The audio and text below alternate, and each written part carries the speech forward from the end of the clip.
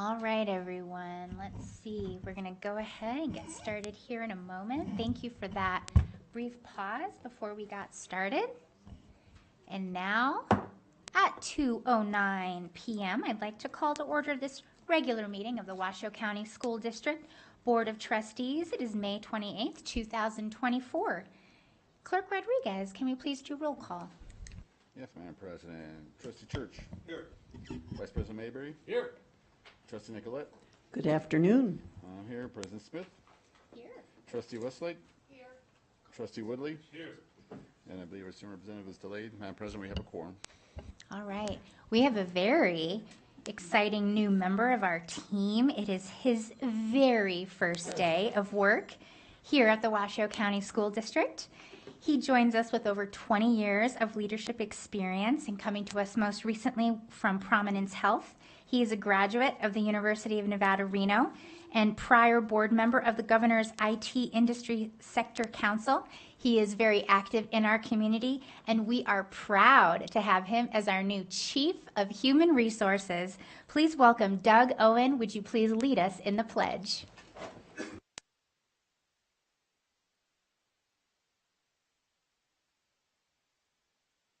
United States of America, and to the republic for which it stands, one nation, under God, indivisible, with liberty and justice for all.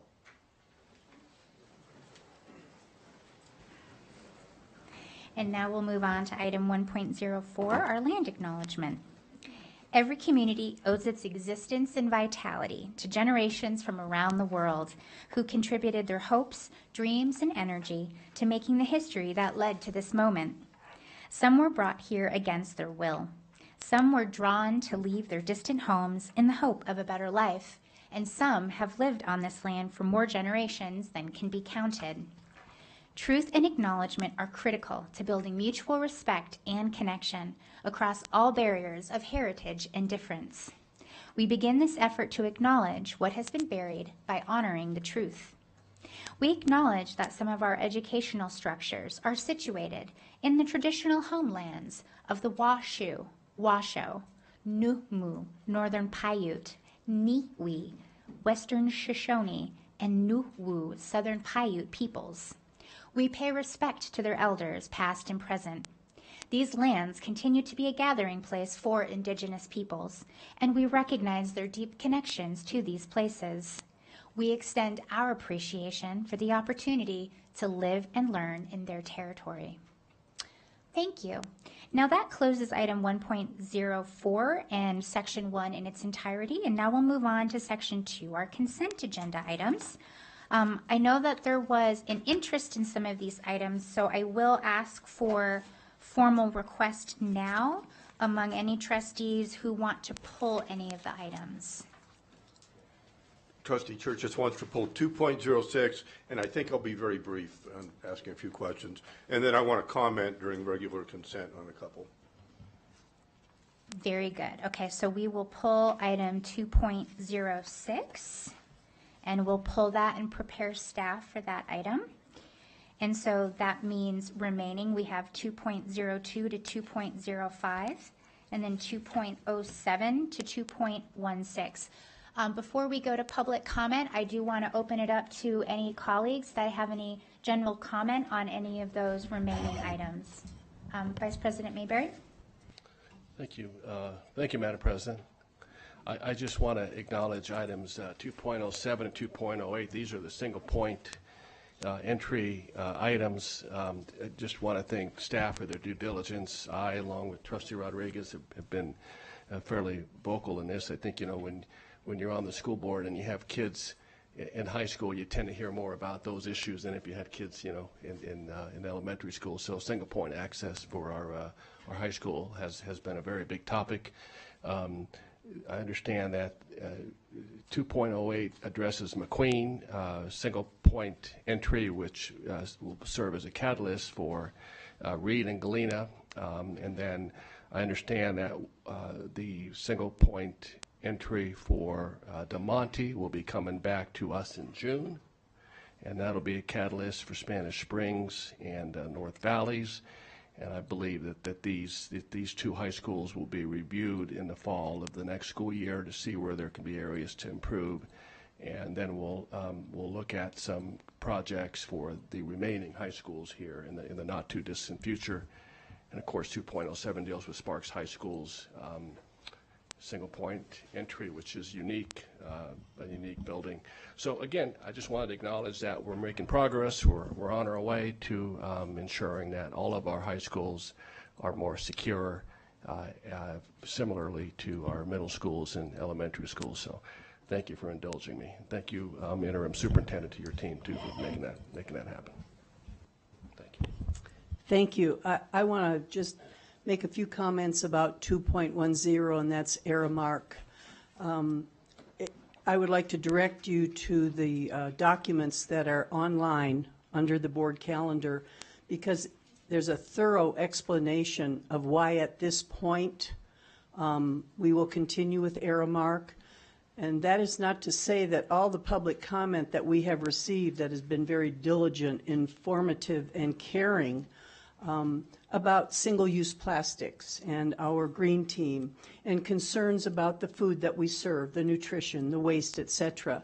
These are items that we are addressing, and we will address them in a timely manner, but there are certain procedures that we must follow for our 103 schools. And it's not easy to turn on a dime when you're trying to feed 41,000 students every day. And this is something that is very near and dear to me, as it is for my colleagues. We are aware of this, and we will address it. It will be a process that we must follow to be able to move in a direction to address sustainability, less waste, higher proteins, fresh foods. It's a process, and we will be moving along with that and the research that it will take. So thank you for your patience. We are paying attention. We hear you and we understand. Thank you. Ditto. That's exactly what I was going to talk about as well, Dr. Nicolette. You nailed it. For the people that were concerned about this, it's a one-year contract. So next year things will be different. And we also, of course, have a new superintendent coming on board. Let him get his, feet wet. So let him get settled in. But that's something to address, with the superintendent down the road on this stuff. We do listen. I did respond to many, and there were some great comments. And as Dr. Nicolette said, we're working on this every day. Food waste, how we serve the kids, what we serve the kids. So it's not like we're going to vote on this and we're done. Every single day, staff is on this to how can we do better. So just because we have a contract doesn't mean that we're not paying attention as a board or as a district. And then 2.16, I just wanted to comment on the reappointment of a couple members. Student Advisory Committee, extremely important committee, but I'm not going to pull that because these are specific assignments. Juvenile Justice Representative. There aren't a lot of folks out there that are going to volunteer their time, so I have no problem with leaving that on there. And Roger Batten, great guy, know him, and he represents the district on a committee. So I just wanted to let people know why I'm not pulling that this time, because it's a very specific assignment. If it was like open to the general public to be on the Student Advisory Committee, I would really want that opened up. But in this case, I'm really good with it, and thank you very much for your time. All right, JJ, do we have public comment for any of those items excluding item 2.06? The board received emails from Pamela, Alan Nichols, Erica Bradley, a concerned teacher, Taylor Turner, Tina Draculich, Lori Bellis, Jolene Cook, a concerned parent from Jessie Beck Elementary School, Elizabeth Brooks, Zoe Bray, Marie Farragoul, Abby Hogan, and Catherine Schmidt, all related to consent agenda item 2.10. All right. With public comment closed, I will be looking for a motion to approve item 2.02 to 2.05 and 2.07 to 2.16. So moved. Second. All right, motion by Clerk Rodriguez, seconded by Trustee Woodley. Seeing no lights on, all those in favor, please say aye. Aye. All those opposed, nay. All right, motion carries 7-0. Thank you so much, colleagues. And now we'll go ahead and open independently consent agenda item 2.06. And Trustee Church, I will defer to you for your questions. If we have staff or... Okay, and perhaps the superintendent. My only concern with Infinite Campus, number one, citizens had asked that I open it so that they could speak, and I don't know if, I don't see them here, but as I understand it, the data is kept forever, and if there's any information on what we can do to mitigate that, so that maybe some of it gets deleted when it's no longer needed. Thank you, Trustee Church. So it actually was in your board questions. You probably haven't had a chance to review that because it was sent to you, but it is in there and it is on the record just for the public to know. But we do have Dr. Turner here who you would like to respond to that.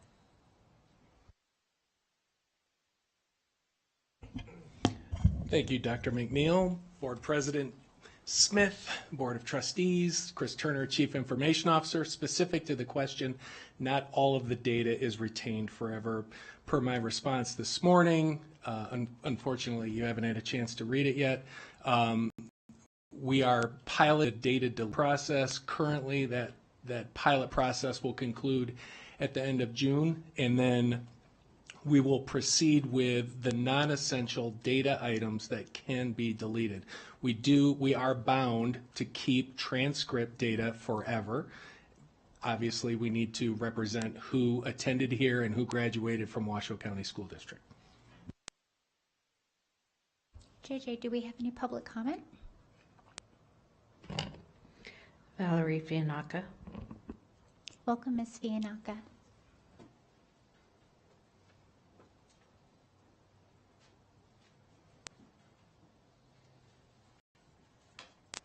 Valerie Fianacca for the record. I'm going to read you a quote from a lifelong Washoe County School District educator who was the principal at 3 district schools, worked in the district office, taught school law at UNR, and was the superintendent of Eureka School District. Some of you know who I'm talking about, Ben Zanino. Quote, John, when I was a superintendent of the Eureka School District, the state of Nevada entered into an agreement with the U.S. Department of Education so the USDE could upload student information on a regular basis. It is against the law for the U.S. government to keep a database on the population. I don't know if you all know that. This is a way that allows the government to keep a database on the U.S. population without breaking the law. I was opposed to this, and I am still opposed to this practice. The state revenue was down, and the state agreed to give the student data in exchange for additional funding. The schools should only keep current data on their student population, and then 10 years after graduation, the information should be destroyed. The only information kept should be courses taken, GPA, graduation status. Because of the continual push for data on the students, I asked, quote, when will we be putting barcodes on the lips of students, end quote. Thank you, Ms. Fianacca. John Eppolito. Welcome, Mr. Eppolito. Hi, John Eppolito. You can find 1,500 of us on Facebook at Protect Nevada Children. To expand on what Superintendent Zanuno said, the federal government paid 49 states $1 billion to create databases that are all compatible. Nevada used the money to create the Department of Education's SANE database. I left it back there, but it's quite fat. The way SANE is fed data is via Infinite Campus, which is even more data fields than SANE. Not sure what data is going to be deleted. I've been asking these guys for a long time, then they spring it in a meeting like this. It's kind of sneaky, but that's okay. The more problematic data in both databases is medical, counseling, discipline, minor discipline, and psychiatric. It'd be interesting to see if any of that's ever deleted. The spouse of a WCSD psychiatrist called me because the employee was concerned about the type and amount of student psychiatric data they were required to enter in Infinite Campus. The psychiatrist knows HIPAA only applies to healthcare providers. So, via SANE, which is fed from Infinite Campus, the federal government now has access to all this medical and psychiatric data on WCSD students. How will this affect the future of our children? We would encourage all parents to check the IC data that will be stored forever about your children before they turn 18. To do this, go to Protect Nevada Children. For one of my 4 children, I discovered things that surprised me.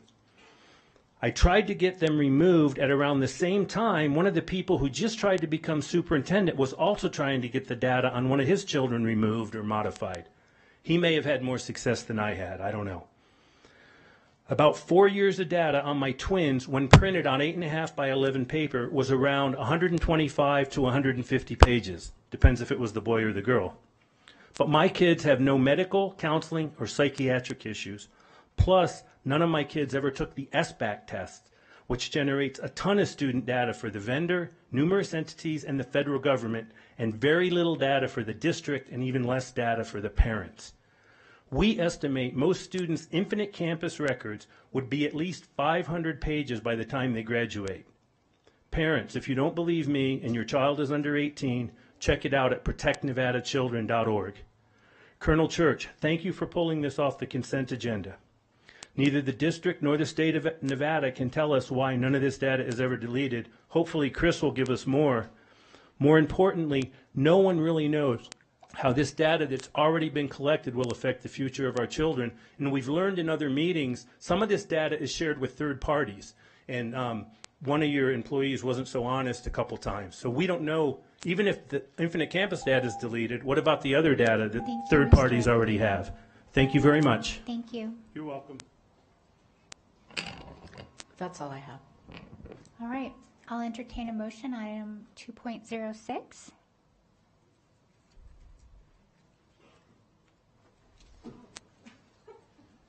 So moved. Second. All right, motion by Trustee Woodley, seconded by Clerk Rodriguez. Seeing no lights on, all those in favor, please say aye. Aye. Aye.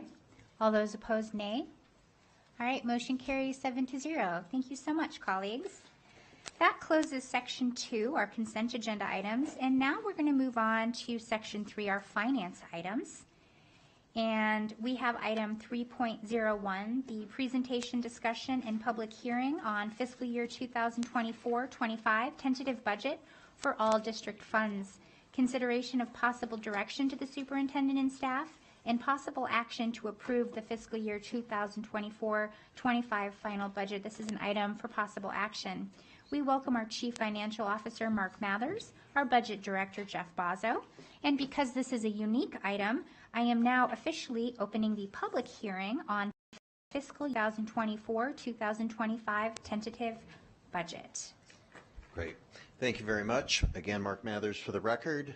We are happy to present this final budget to you. Again, to talk about process just for a second. State law requires local governments, including school districts, to file a tentative budget by April 15th of every year, which we did. That was a balanced budget that you approved. And then, as President Smith, you noted, state law requires us to conduct a hearing on that tentative budget the last 2 weeks of May. So a little odd, we file the tentative budget in April, but the hearing on the tentative budget is in late May. At that same date, which is today, we look for approval of the final budget from you, and we made a few notes there about kind of the requirements in state law. So that period between the tentative and final budget is normally when we would do a lot of analysis to address any remaining holes in the budget. If the budget wasn't balanced as of the approval of the tentative budget, we would identify solutions to get to a balanced budget. There might be changes at the legislature during legislative session years or other things happening that would require us to bring a pretty voluminous document to you in order to close out the budget and file a final budget by June 8th, which is the deadline for school districts. I'm happy to report to you that because the board took so many actions during January, February, March, and April in order to have a balanced budget, we really only have a few items to go over today. So I'm pretty confident in saying this will be the shortest final budget presentation, at least in my time at the district. And so This slide just lays out the very few changes to the document, and 2 of those changes are actually repetitive. And so with that, I will turn it over to Jeff Bozzo to go through them line by line. Thanks. Thanks, Mark. So we'll start off with the general fund. The tentative budget was structurally balanced. So the changes for the final budget that we have, first, we had budgeted an 8% health insurance rate increase. The recommendation from our health insurance consultant is going to be 2.57%. So we have savings of just over $1.35 million there.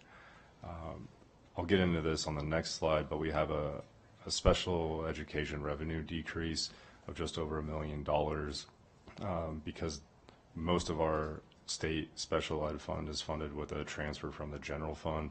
That therefore increases the transfer from the general fund. That's what that $1 million represents there. We also have housing assistance for GERLAC staff to provide 5 more residential units for staff out in GERLAC. And then that leaves us with an unallocated amount in the budget of $266,000.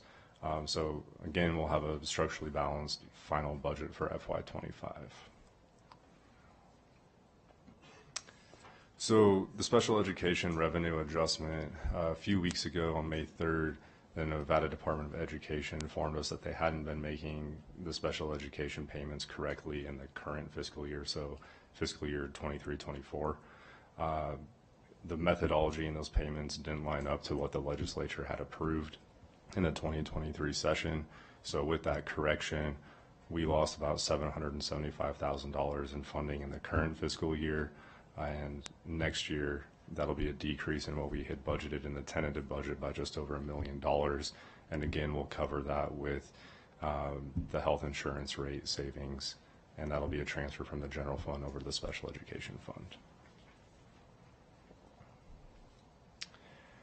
In the Nutrition Services Fund, as you know, you approved the expansion of CEP schools with the end of universal free after this current school year. To support families in that transition, what we're proposing is to subsidize the continuation of universal free at the non-CEP schools for the first 4 weeks of the upcoming school year. That'll give families time to get in their free and reduced lunch applications without being charged for meals those first 4 weeks. That'll result in an estimated revenue loss in the fund of $160,000, but that'll be covered by the fund's net position. And then our last change. Mr. Bozzo, can we just go back to that one? Just because actually I think that this is really important work that we're doing, so I just want to spend a little bit more time on it. Just for the sake of a timeline, beginning next fiscal year, due to a veto, there is no more universal free lunch with the state. But normally, to carry over, to count for free and reduced lunch, you need to sign up. Like the children and the families need to apply in the previous school year. And so that was going to create a gap of services for some of these families in these schools starting next year. So I think that this is a really creative way to avoid what would have absolutely been an administrative family community issue with getting our kids fed while we were also getting them signed up at the start of next school year too. So I just want to pause on this because feeding our kids is something that's important to, I would like to think, all of us. And this was a creative way to bridge that. So could you just pause on that one a little bit more and just kind of explain that? Or Mr. Mathers can too. So I'll just kind of clarify a little bit here. You are correct in that if we didn't do this, what we were looking at was kind of a 2-step process for FRL verifications. If a family who qualifies for FRL filled out their FRL application this school year, that would give them a period, I think it was 30 days, to carry forward into next year. Then they'd have to fill out an FRL application again next school year. So the communication on that would be challenging. And so the idea, working with Adam Searcy, our Chief Operations Officer, and Aramark, was instead to provide a 1-month kind of grace period, a transition period next school year, so that families only had to fill out the FRL application once, and they had all of, that 4-week period after the start of school, April 12th through September 10th, something like that, to complete that application.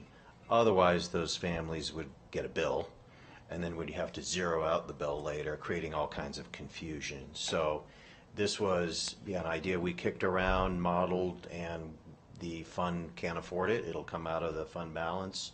So it's just, again, a way to transition from going away from universal free that we've had now since COVID. So going to paid meals is going to be all new for many, many families. So we felt like some period of time to get them through that made sense. Thank you very much, and thank you for adding that additional information. I think that this was a creative and a smart way to provide support to our families and our kids. Thank you. Thank you. So our last change for the final budget, in that our debt service fund, there's additional interest cost of $300,000. That's based on actual figures from a $130 million bond issuance from earlier this year, and that'll just decrease ending fund balance in the fund by that same $300,000. So with that, are there any questions on any of the changes in the final budget?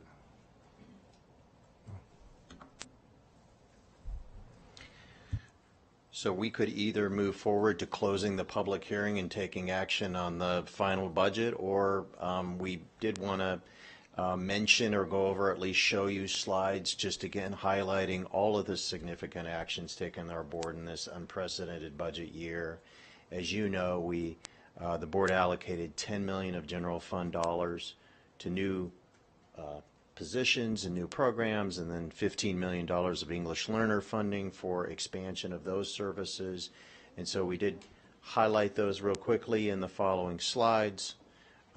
Again, major investments. These aren't all the investments that you all authorized, but what we thought were the most significant. We've talked before that more than 240 new positions are authorized in the budget. Really a historic budget year. And we shouldn't let this go by without also noting the investments in our personnel and the merit increases that have been included in the budget, as well as a 2% cost of living increase for next fiscal year.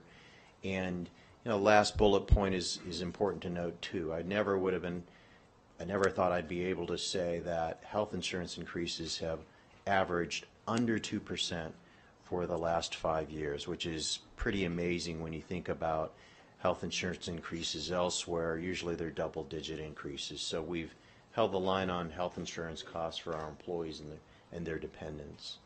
And then lastly, the annual budget includes, again, the first year of the capital improvement program, and there are really significant projects underway there. This will be the first year that we start implementing the facilities modernization program.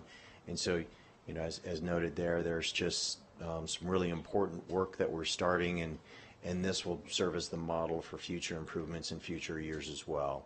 So a lot of design work, but also actually starting on the rebuild and relocation of Stella Elementary School as well.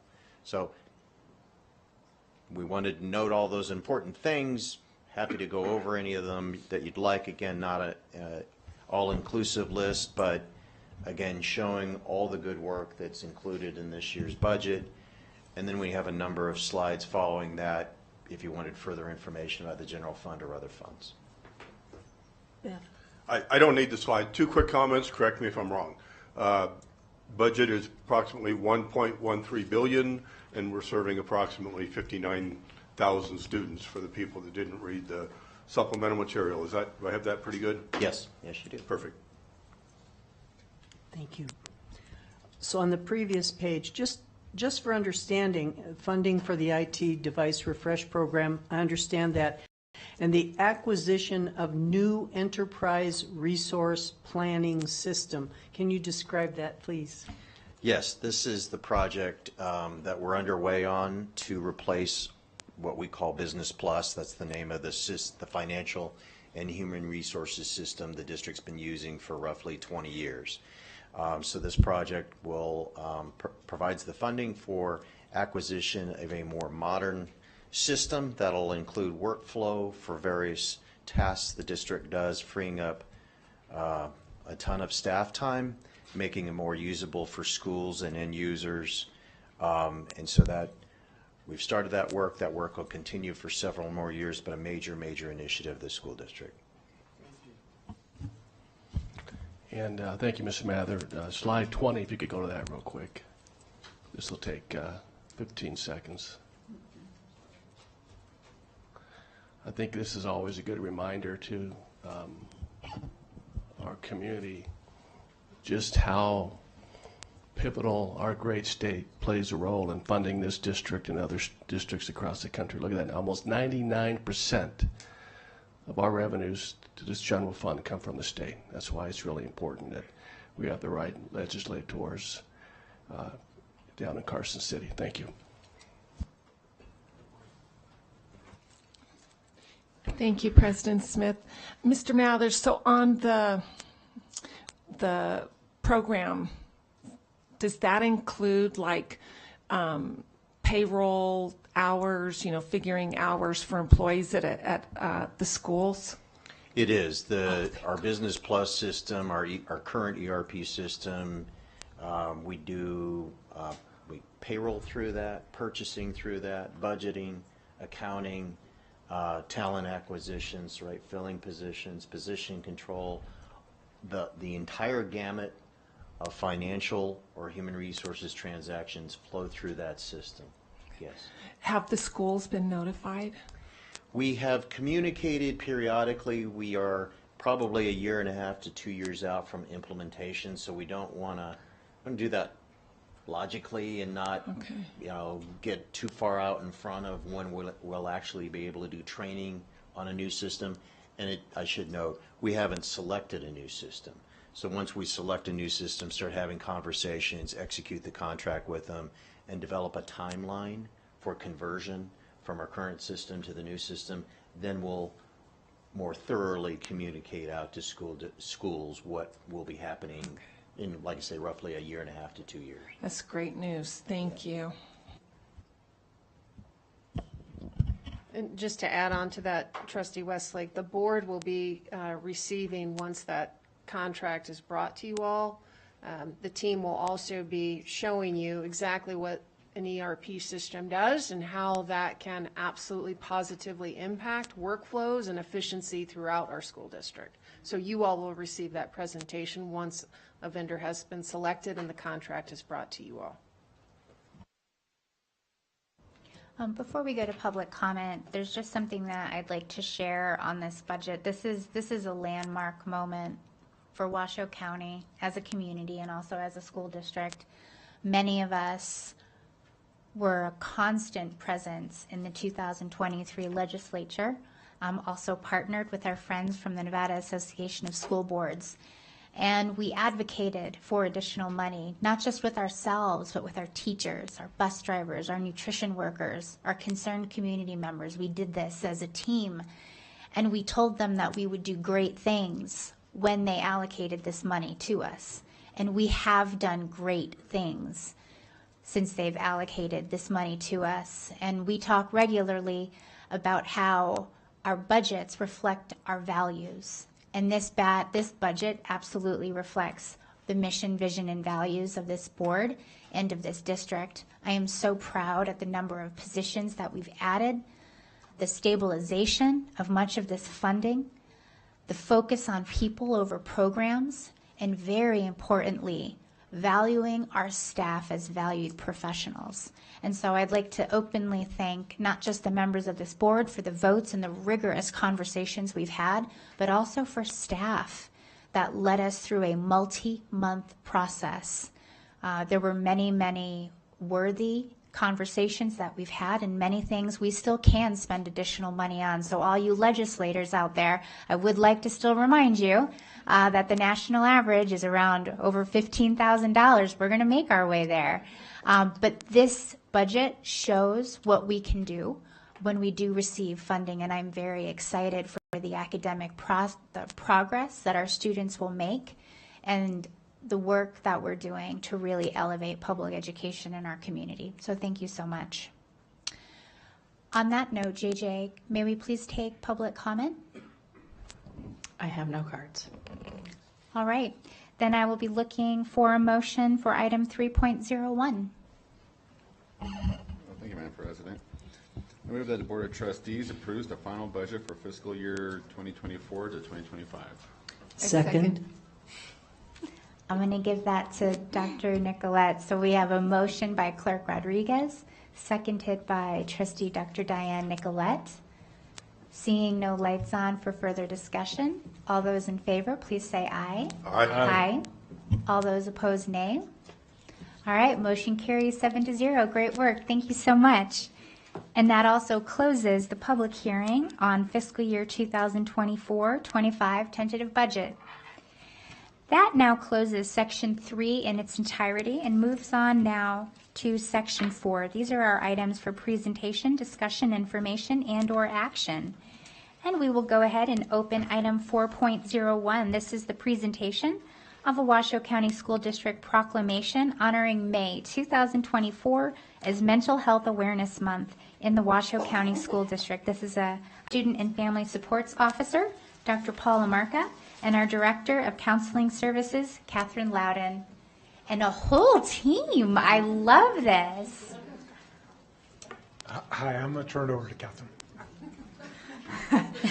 Thank you, Dr. Lamarca. I actually am really, for the record, I'm Catherine Loudon, the Director of Counseling. And I am very excited about this opportunity to stand before you today. I have brought one of my colleagues, the Director of Nursing, and several others. As many of you are aware, May is Mental Health Awareness Month, and Washoe County School District focuses on the mental health and mental wellness of our students all year long. But during the month of May, we really get together and we celebrate. And there are direct activities, additional fun activities with our students that are part of Leadership and Student Voice, with our teachers, with our schools and our staff. And when we come together, we recognize our partners, and you'll hear from some of our partners in mental health and wellness a little bit later in this presentation, but also our employees. Every Washoe County School District employee contributes to the overall health, safety, and mental wellness of our students. Sometimes that's by the way that they treat one another, the way that they treat their parents and families, the way they treat their businesses and partners, but it is most importantly in the way that they interact and treat our children and what they teach our children every day. So I would like to have each one of these individuals introduce themselves. Every Washoe County School District school has a mental health team that consists of a minimum of one school counselor. We also have access to school psychologists and school nurses who are part of the team, and many have school social workers. And behind me, these individuals are clinically licensed marriage and family therapists and clinically licensed school or social workers who are part of our team. Most of them are at the high school. We now have 15 of these individuals that provide direct service to our students at the most acute level. So I'm going to allow them to introduce themselves, and then hopefully we can read the proclamation. Thank you. My name is Brett Copeland. I work at McQueen High School. Welcome, Mr. Copeland. Hi, I'm Tracy Cherigioli. I'm a licensed clinical social worker. I currently work for Project Aware, so serving 7 schools and doing a lot with Student Voice as well. Thank you, Tracy. My name is Lindsay Marquez, and I'm at Galena High School. Hello, Lindsay. My name is Samara Listinsky. I'm at Reno High School. Welcome. My name is Michelle Smith, and I'm at North Valleys High School. Thank you for being here.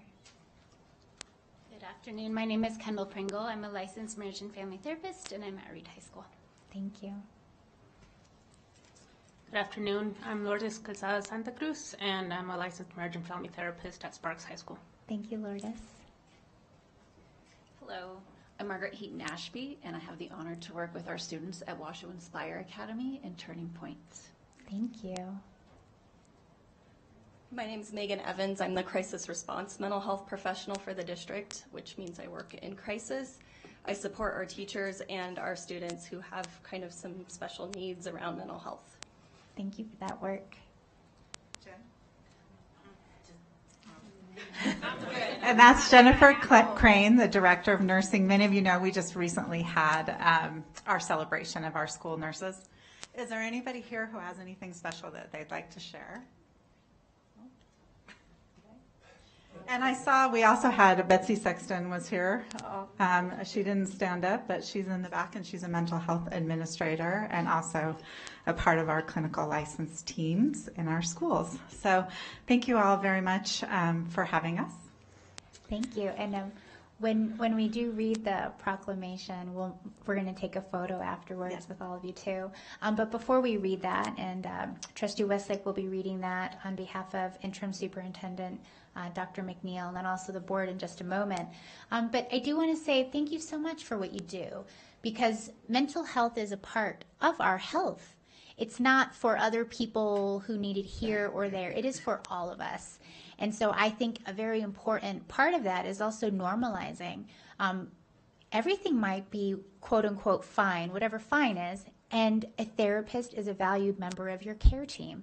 For myself personally, my therapist is a very big part of my life. And there are different forms of therapy that you might encounter over the years, as I have, with various health matters, with transitions in a personal life. The strength and the insight that you're able to offer to our children and to our family goes all the way up to us. And so recognizing that our mental health is a part of our overall health is something that we need to strengthen, and we need to celebrate, and we need to acknowledge. And you are on the front line of that work. So as someone who benefits from a wonderful relationship with a therapist, I want to say thank you so much for what you do for our children and the families that stand behind our kids. Thank you so much. I just wanted to follow up. National Alliance on Mental Illness, NAMI, one of their big things is stigma, not being afraid of seeking mental health and or acknowledging mental health. And I just think it's wonderful what you do and what NAMI does. And I've gone out to the VA and talked to the folks there, and I think I'm normal, relatively, but yeah, it's just an important thing not to let the stigma affect your decision. Thank you, President Smith, and thank you, Superintendent McNeil, for allowing me to read this. It is very important, and a wonderful group of individuals helping our children and being there for them. Whereas mental health awareness and wellness are essential to overall well-being, and recognizing its importance in the lives of our students and staff in the Washoe County School District is crucial for their personal development and success. And whereas all our employees, students, and families have encountered moments of challenge and stress in their lives, and whereas the need for comprehensive, coordinated mental health services for children, youth, employees, and families places a critical responsibility with our whole community. And whereas each business, school government agency, healthcare provider, organization, and citizen share the support of mental health challenges and has a responsibility to promote mental wellness, access to care, and prevention efforts. And whereas it is appropriate for the Washoe County School District to recognize our role in the attention to mental health and our commitment to prioritize mental health and well-being in our schools. And whereas there is a strong body of research that demonstrates creating a supportive and nurturing school culture that promotes mental health awareness, understanding, and acceptance can continue to the overall well-being of our students and staff. And whereas employing comprehensive mental health education and strategies in school environments helps students and staff to thrive in school environments.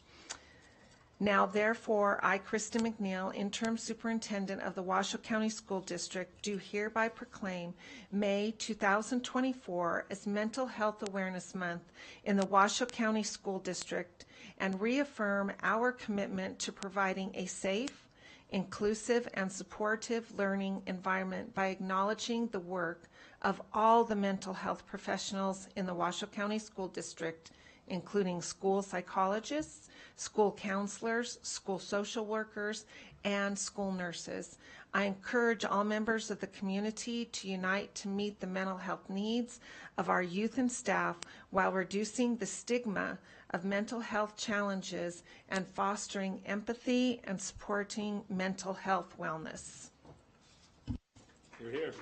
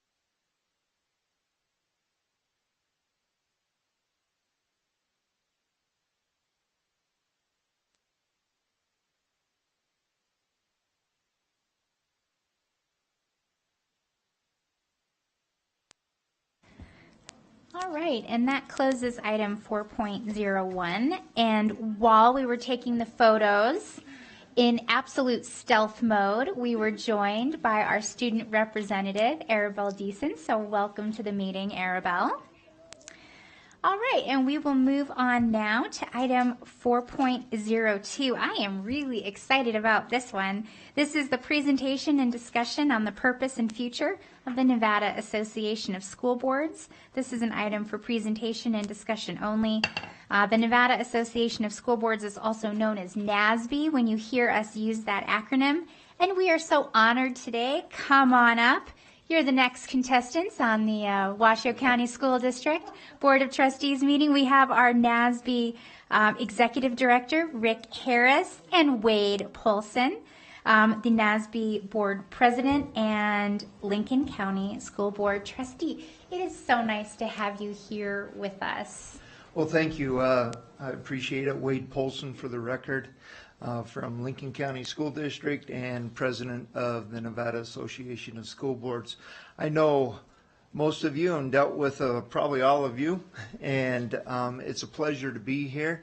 You don't think that I could get enough meetings in that I decided I'm going to go to every school board in the state of Nevada in all districts just to see how everybody reacts and mainly come and ask what NASB can do for you as a school board, as individuals as well as a collected body. What can we do better?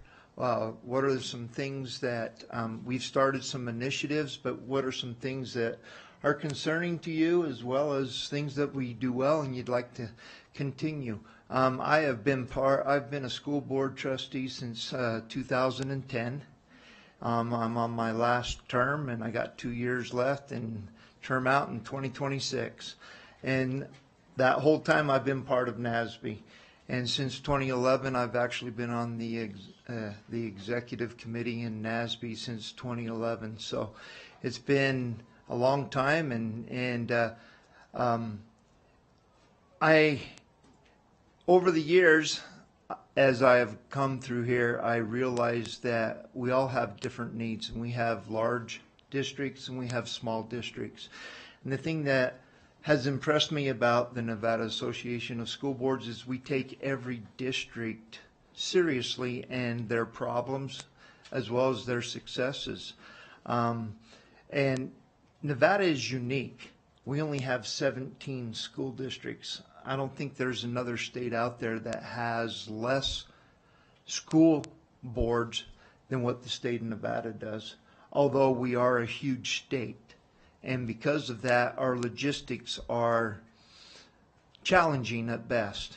And so that's what we're here, is to ask you, what can we do for you as individual school board members to make you better school board members, to help you in your function as a school board member as well as a school board. Well, thank you so much. And we're actually quite lucky because 2 members of this board serve in a unique role for NASB. And so before we start our dialogue, I would really appreciate Trustee Dr. Diane Nicolette and Trustee Colleen Westlake talking a bit about the special roles that you play within NASB, both representing this body and then also all of NASB as well. And we'll start with Dr. Nicolette. Happy to, thank you.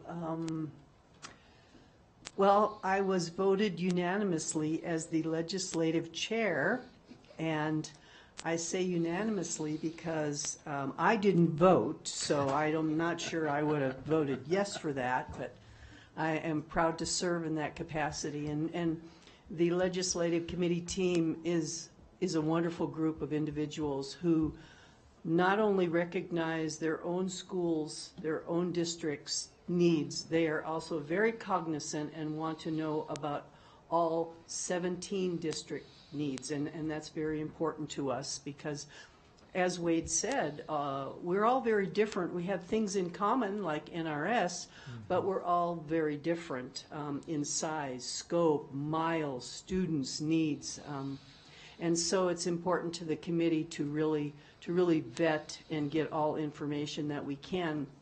And we really have focused on 2 things, more than 2, but 2 that I will state at this point. And number 1 is some equalization in funding, because I'll just speak for Washoe County School District. We are very, very blessed, thank you community, to have WC $1. And my colleagues throughout the state of Nevada do not have that opportunity. And so that's something as a group, even though I'm always looking for, as I know my colleague Colleen Westlake is, we're always looking for what Washoe County needs. What do we need?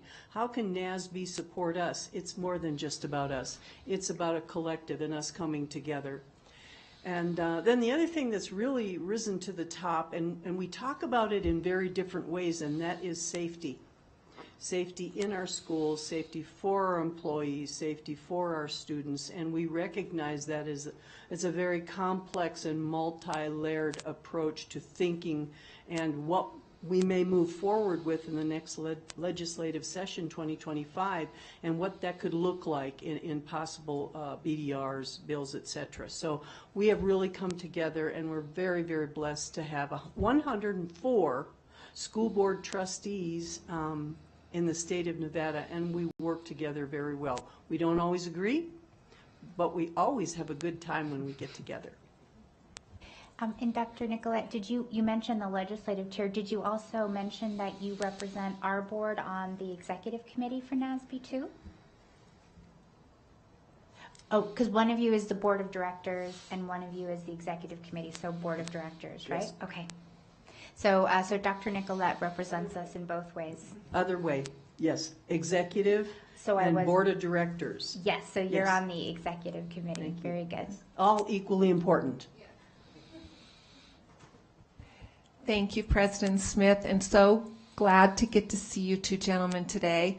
So I was appointed to be on the board of directors for NASB and represent Washoe County, and I've just been in this role very short time, but I can already tell that it's just a feeding ground of information.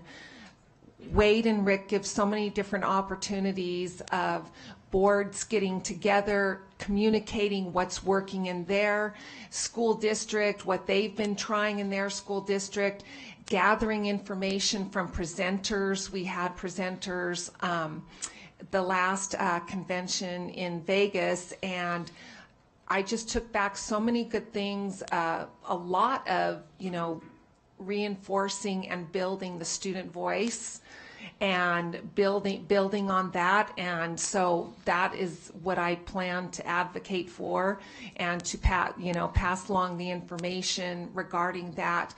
But it's really a great way to get new ideas, find out things that haven't worked, get ideas for things that have just been tried and are working, and just share things. So I think I love advocating, so I think I'm going to really enjoy this, gathering information, and then bringing it back and bugging all of you, advocating for things. But I'm really looking forward to it, and it's a great opportunity, and I appreciate this opportunity. Thank you. If I may, I have to do one more plug because this is extremely important. And Rick, former Washoe County School District employee, is a master, along with the team, putting together training that speaks to 104 different unique people in different unique situations, yet common goals. And finances, open meeting law, strategic planning, I could go on. And so NASB has been very pivotal in bringing 104 trustees together to have a common breadth of knowledge so that we can work together for all the reasons that we are elected. Thank you.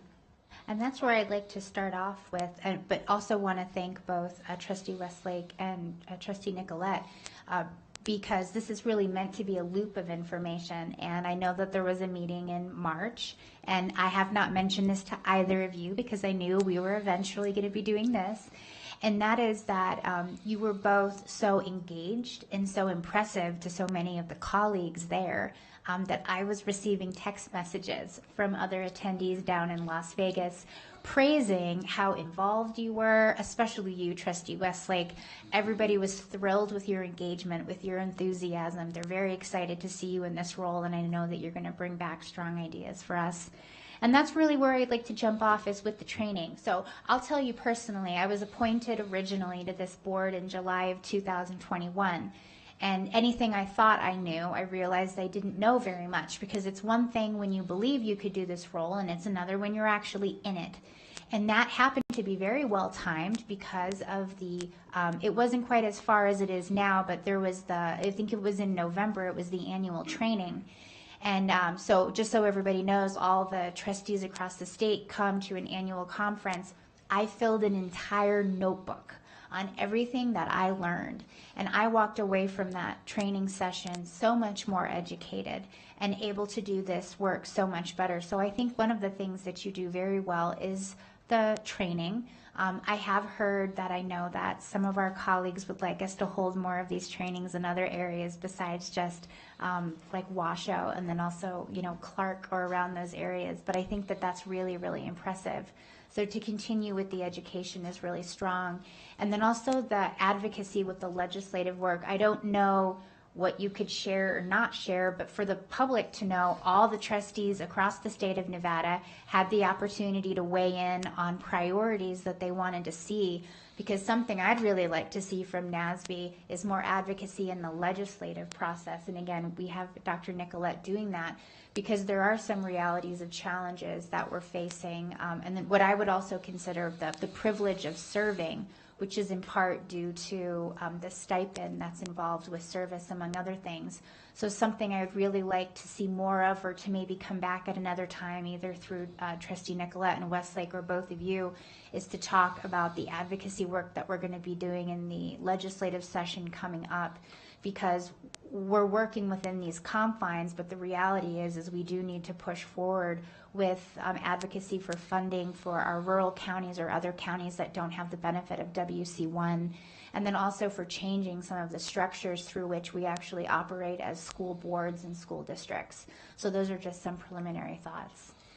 Yeah, I can give you an update on our legislative initiatives. So the process is every district has a director. And so we have 17 directors on our board. And then you have an executive committee, which is made up of Washoe has a representative, Clark County has a representative, there's a rural liaison that has a representative, and then you have an at-large representative. You also have your president, which I am the president of this year, and then we have a president-elect. Then we have a vice president, and then we have the legislative chair, and that makes up, and then you have any past president that has served as a president. I was also the president of NASB back in 2017, so I've been on, because I've been a past president also. And so that makes up the executive committee. And then we have representatives of each district, so there's 17. And then we have the joint board meetings that we have once a quarter, and we go through it. The initiatives of NASB and how we can improve and those kind of things. And so since I've been involved with the legislature since 2011, NASB has historically played defense on education bills. For those who don't know, there are more education bills that come to the legislature than any other bills from any other industry or any other sector. Most times there's over 350 to 400 education bills that are submitted as BDRs. Not all of them will become or get a Senate bill or an Assembly bill, but there are about 400 BDRs, and then the bills come in as the initiatives come in. And in the past, NASB has always kind of played defense, you know. Can we work with this? Can we not work with that? Are we dead set against it? Are we for it? And then we just give comment to it. And this has been going on since I've been involved since 2011. One of the initiatives that have happened since about 2013 is appointed school boards. Well, we at NASB are dead set against appointed school boards. We believe that they should be elected. That's the democratic way, right? That's why we live in America, so that we can be elected by our peers.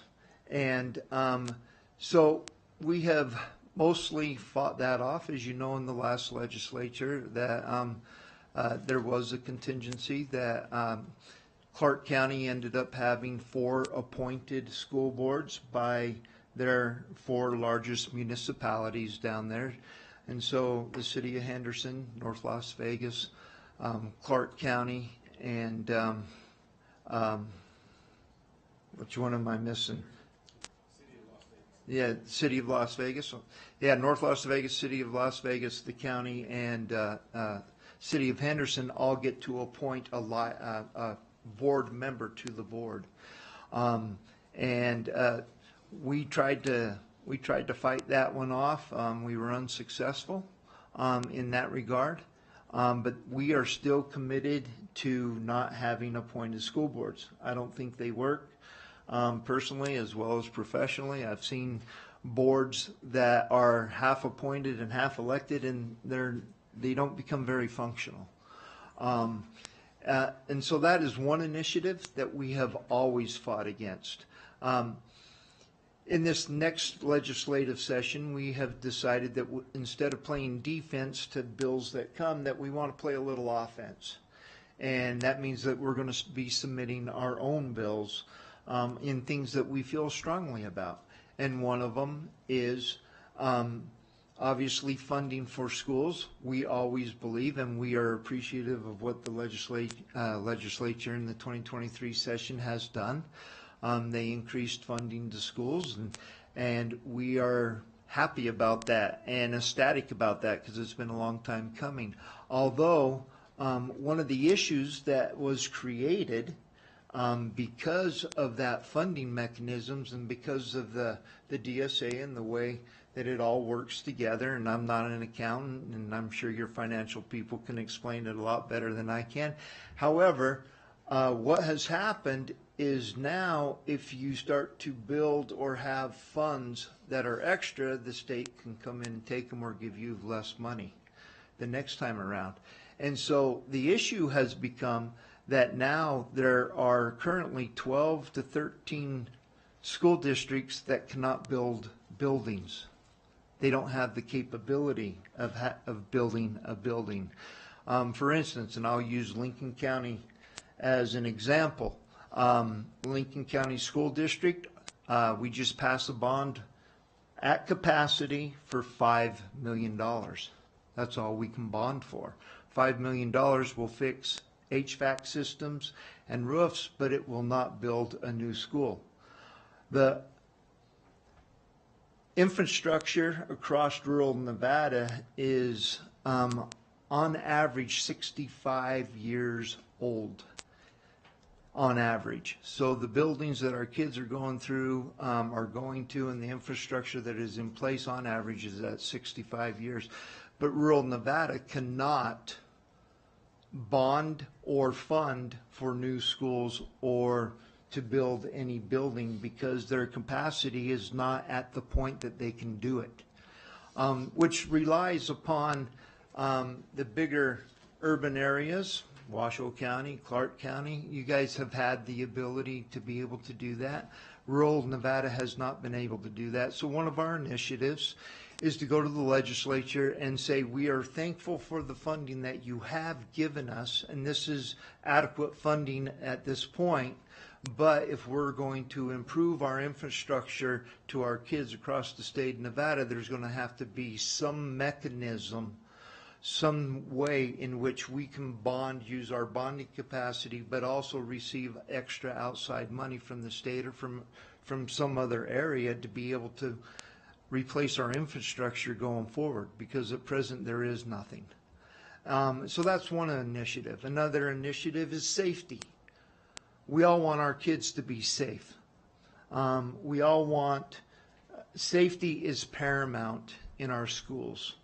And we want our kids, as parents, as teachers, as professionals, we want our kids to be able to go to school and to come home, and to come home safely. And what does that look like, and what are the needs? And so there's a safety aspect that we are bringing forth toward the legislature to be able to make sure that our kids are safe at school. And it's not just brick and mortar safety. There's other ways of safety other than brick and mortar, and so there's other aspects of it. Another initiative is, and you guys talked about it in your audit, your food service program. The federal government has been funding since COVID, and in my opinion, I think that should be a national-wide initiative.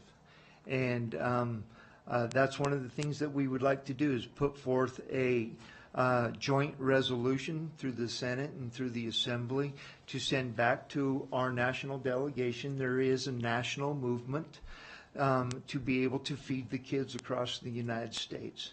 And if there's anything that the federal government should be involved in, I think it's feeding kids, making sure that every kid has a meal once, twice a day. You know, what else? The kids are our future. We need to feed them. And so that's another initiative that we're going to be doing in the 2025 legislature. And I know there's different aspects of it and different opinions to it, but these are things that we need to talk about. If you don't start talking about them today, they never happen tomorrow. So.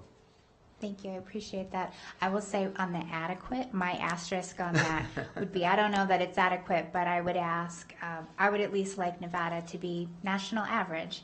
if we're going to be compared to other states, I do think that our per pupil funding should at least be at the national average. I'm not even talking about more, just average. That would be great for me. Trustee Church. Thank you. And I was proud to be on the committee, the board, and gave that over to Trustee Westlake, and thank you very much for taking that off my shoulders. So I'm going to ask you some hard questions. You know these are coming. These aren't any surprises. And Rick, stop interrupting when Wade's talking. You're just joking. So we pay, as I understand it, Washoe County pays you folks, NASB, $23,000 a year. Mm-hmm. And much of what you do is lobbying. And of that, here's the question, you know it's coming. $13,000 of NASB money belong to the national organization. As of last week, they came out again with their position on gender sports. They take staunch positions on issues that some of us disagree with. It doesn't matter whether they're for or against it. Somebody's losing out in this deal. You're using our taxpayer money, which people give to the school district, we give it to you, you give it to national, and they advocate for things that don't necessarily everybody agree with. So can you comment on that? I sure can, and I'm happy to do so. Wade Polson for the record. Yes, national organizations come out with different agendas. Does that mean that we have to be part of that agenda? No, it doesn't. But I will tell you, on the national, the National School Board Association has provided us with lots of good professional development training. We just went back to a national conference back in New Orleans, and I don't know if how many of you went, if any of you went, but back there they had a rural summit. Okay? And what's a rural summit? Well, to me, that was a big deal. Rural summit is about rural schools, kids at rural schools. And I learned something there. Do you know that there are some school districts across the country in which kids, juniors and seniors, can go through and get their associate's degree before they graduate from high school? And some school districts pay for it. Others do not, right? But I did not know that. I mean, in my school district, we have the ability, but the school district, we don't pay for it. The student has to pay for it. And the parents have to pay for it. Well, they had a student council there, and it was interesting to listen to them. And there's a gal from Hanksville, Utah. I don't know if you know where Hanksville is. It's down by Lake Powell. And she stood up and she says, I have to pay $170 a credit if I want to get my associate's degree, which is also sometimes higher than if you're actually in college. And so one thing that I learned from that is that there are availability for kids to be able to get grant money, and also to be able to double down on that money with district money, to be able to have that so that the district will pay for that money, so that a kid can actually, if they work hard, can come out of high school with an associate's degree, something that come through the National School Board Association. And yeah, there's lots of things that you may disagree with on the national level. There's a lot of things I disagree with on the national level.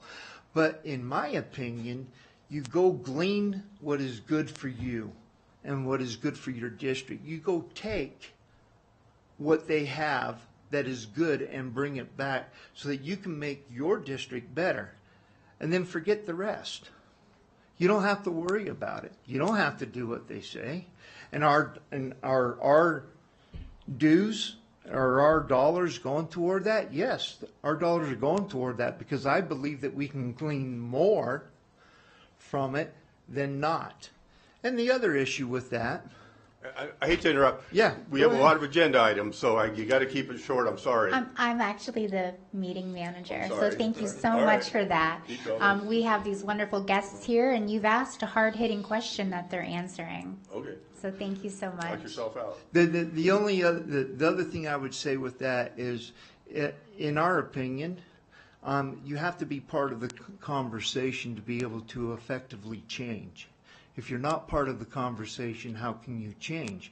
If we choose to leave the organization, how can we effectively make change inside of the organization itself? I'm not one to back down from a fight, and I'm not one to back down from the hard things. I believe that we need to be involved so that we can have those conversations, so that we can effectively have a voice. If you just say, no, I don't want to be part of it, your voice is gone. You're done. It's over. You leave, go do what you're going to do. And if everybody thinks the same, how can we have effective change? You cannot. We have to have differences in objective opinions and points of view so that we can have honest discussions to be able to say what is best for kids. Because every school board member that I've ever met, kids is at their pinnacle. That's what they're concerned about. You are a school board member because you believe in the kids and you want to have the best for your kids in your school district. I've never met a school board member that doesn't have that goal in mind. And so that is what I believe. That's why we stay with it, and that's why we move forward with it, so that we can be an effective change and that we can have a voice and what is best for our kids, not only for the state of Nevada, not only for Washoe County, but for America. Moving on, and thank you for that answer. And I will opine. Mr. Harris, do you have your light on? Did you want to add to that? No, I do want to say something after we're done with these questions. Sure. Okay. So I will opine and state as fact that we, Washoe County School District, voted to pull out of national, and that does send a message. When you take that money away, and enough organizations do that, it sends a message to them they need to maybe move in a different, more mainstream direction. And I personally don't want my money going to them. So moving along, to me, the biggest issue, and this is, again, we've talked about this, quality of education in Nevada, we're hurting. We're 39th to 50th, depending on what study you look at.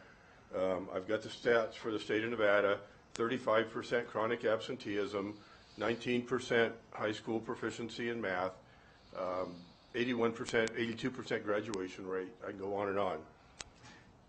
I will, room for improvement, constructive advice. Having served on the board, I really believe that NASB needs to move in a better direction on addressing that. Can you comment? Rick? Yeah, Trustee Smith, Board, Superintendent Krista McNeil, Rick Harris, Executive Director, for the record. I want to say a couple things. One, we're about three things, and we've already talked about two of them, the training and the advocacy, and the last thing is mentoring. Those three things are what we focus in on. So we have a professional development committee, and we decide on what the program's going to look like at all our events. And student achievement is at the heart of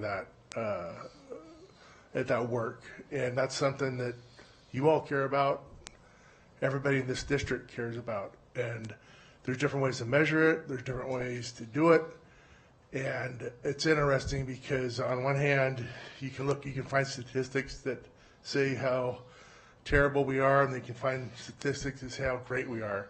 I can tell you one thing, as a district employee of Washoe County School District for over 25 years, I'm so proud of the work that you do.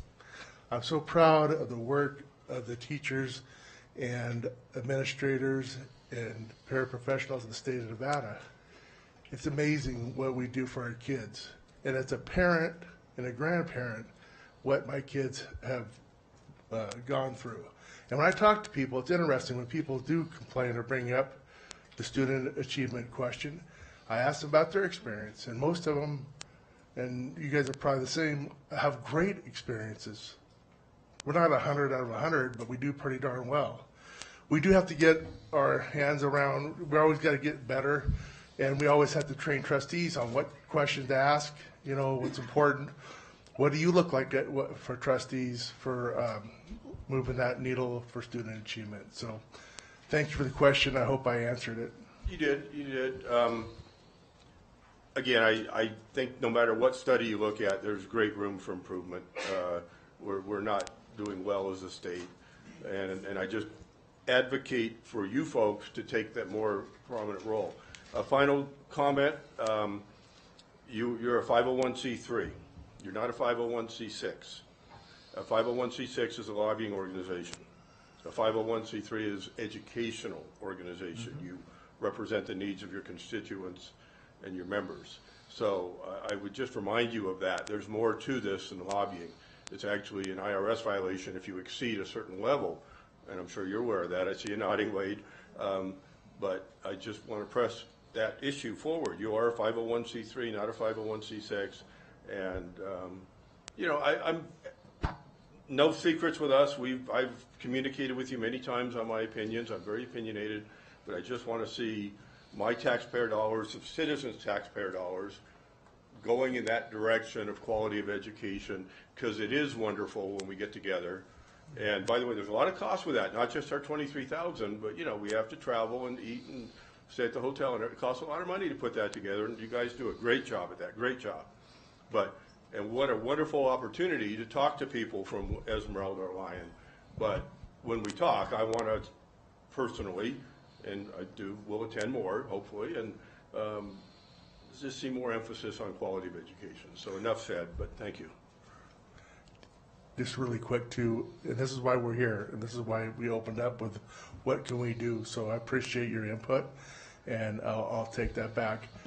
Before we run out of time, I just want to thank you too, because you are one of 17, and we can't do the work that we do without all of us.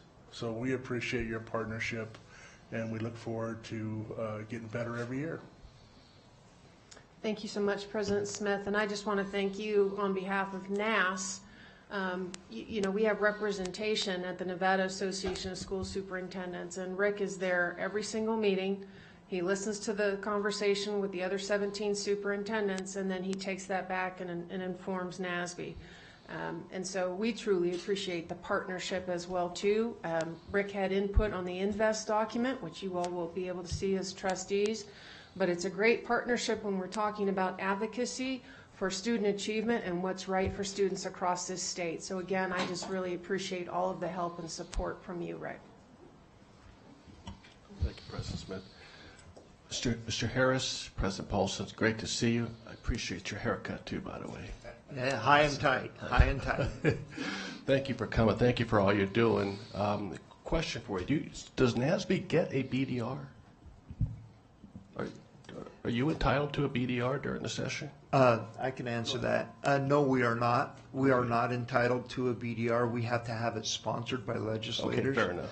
And so that's one thing that we have done and have started already, is that we have met, I personally have met probably with 10 to 15 legislators on both sides of the aisle and have talked about our initiatives, and I have commitments from those legislators that they would be a bipartisan initiatives to move forward. Sure. So. Another question too for you, and this is, you know, we're talking about issues that are impacting our students, and that's what we should be talking about, and that's important.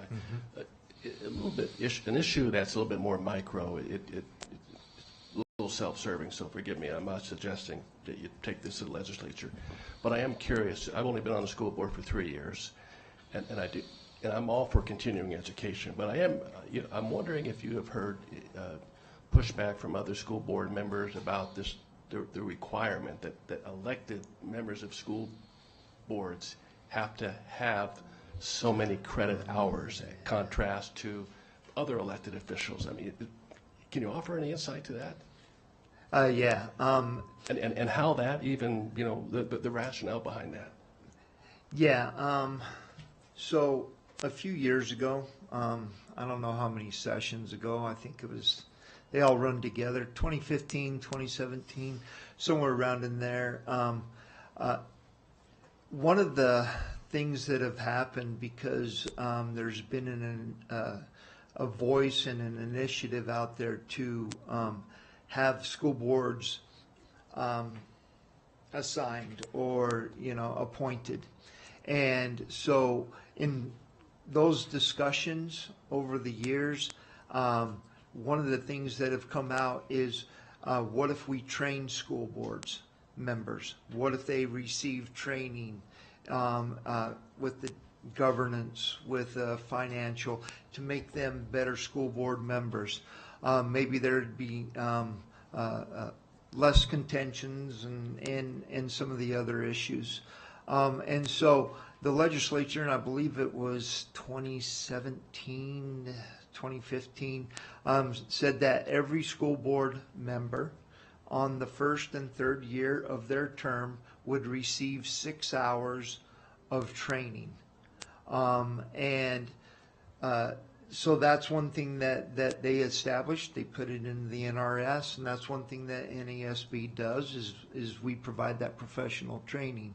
And so yes, there has been that. There's been talk that now, if you even want to run for a campaign, that you would have to have X amount of training before you could become a school board member. And I don't know that we want to go down that road or not. But not for state legislator. They don't need any training. Yeah, okay. No, the state legislator don't need any training in schools.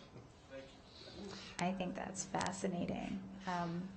And they're also not subject to the open meeting law like you guys are.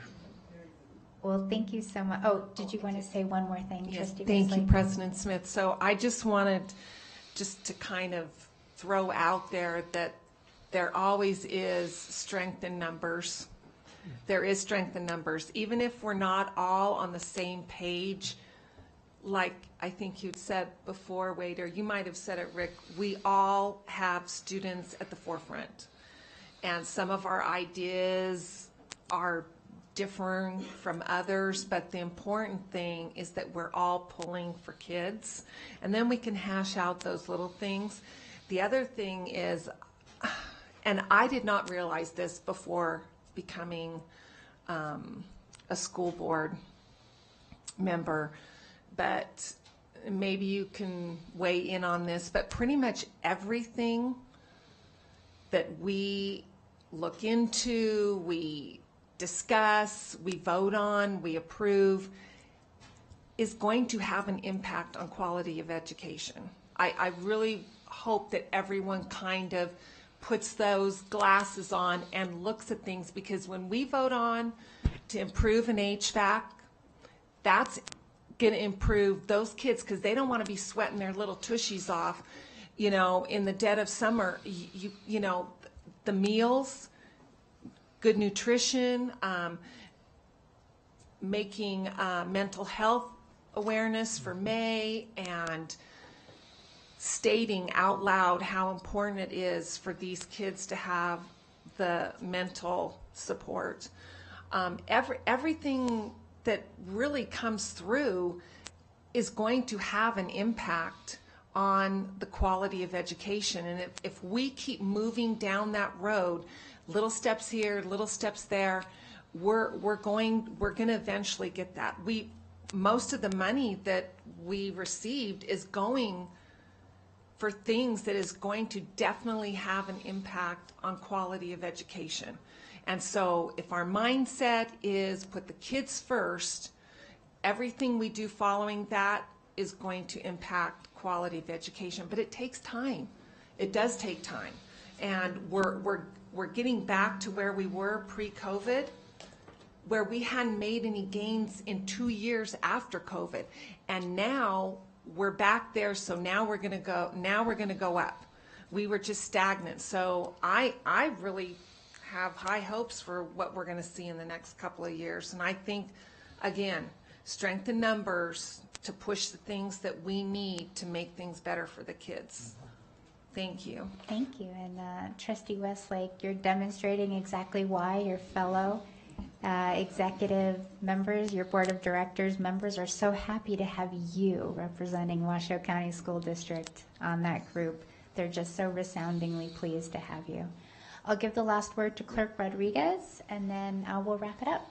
Yeah, I just want to say thank you guys for coming, especially traveling such a far way, and for all the work that you do representing our state school boards. So thank you guys. Thank you. Thank you for having us. Appreciate it. Thank you for allowing us to come up and give you a presentation and answer your questions.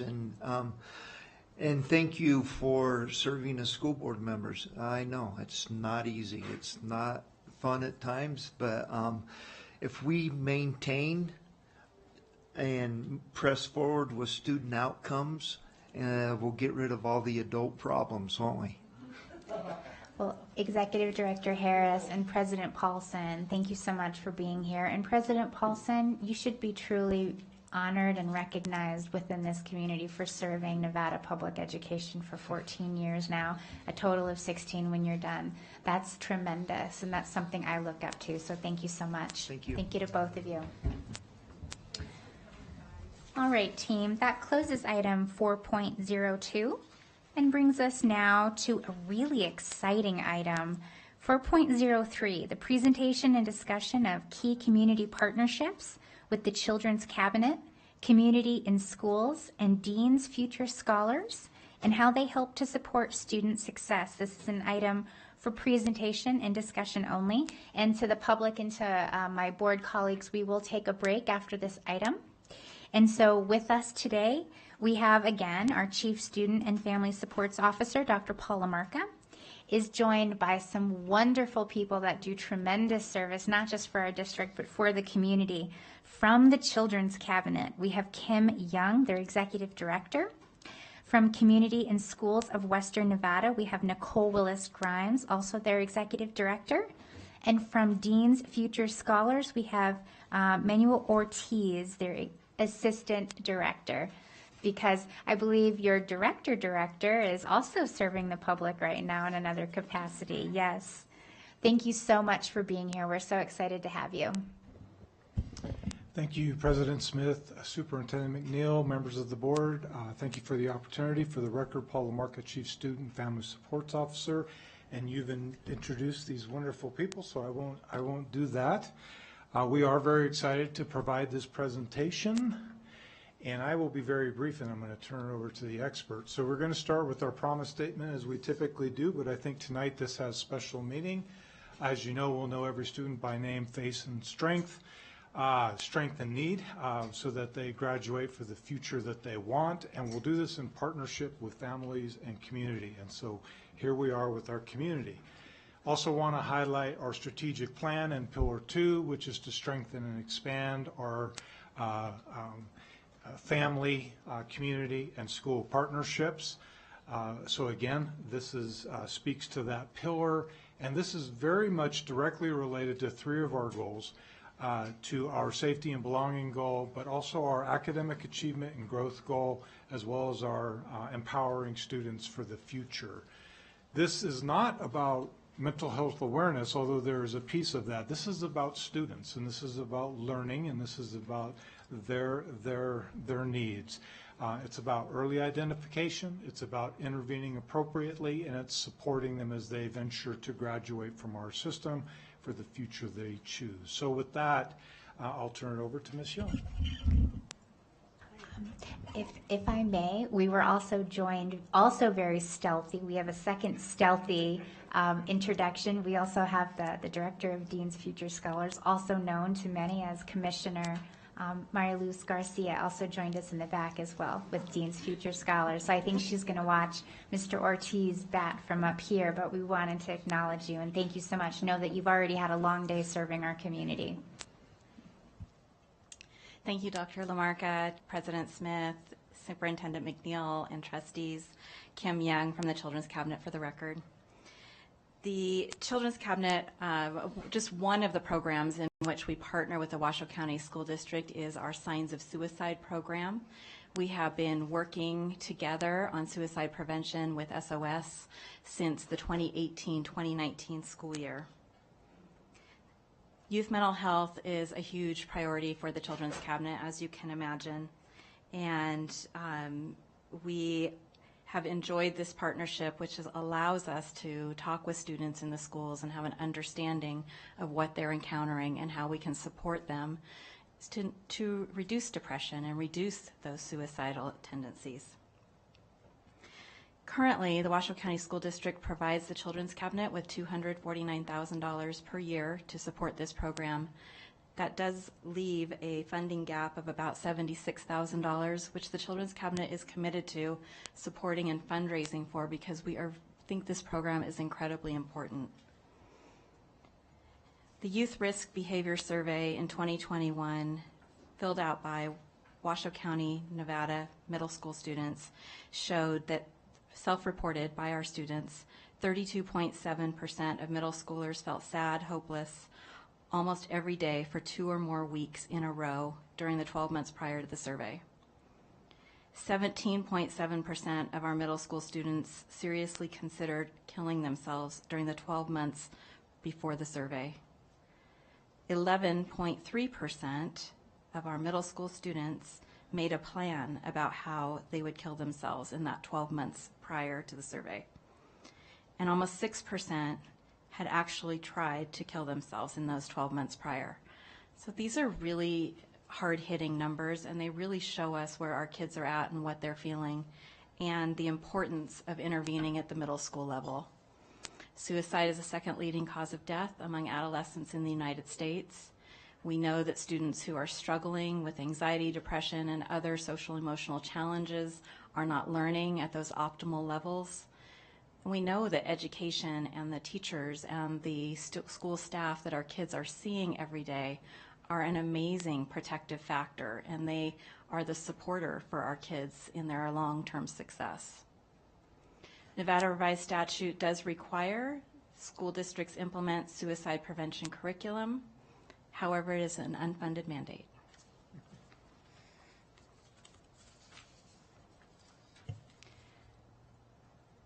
The signs of suicide screening process, called SOS, in the process of this program, parents sign a permission which allows their children to be screened for the depression and risk of suicide. That permission can be revoked by parents at any time. They are notified multiple times that a screening is about to happen, and then once a screening does happen, they're notified of what the results were. They're given resources, they're given support, they are given a framework in which to talk with their child, especially if they have screened positive.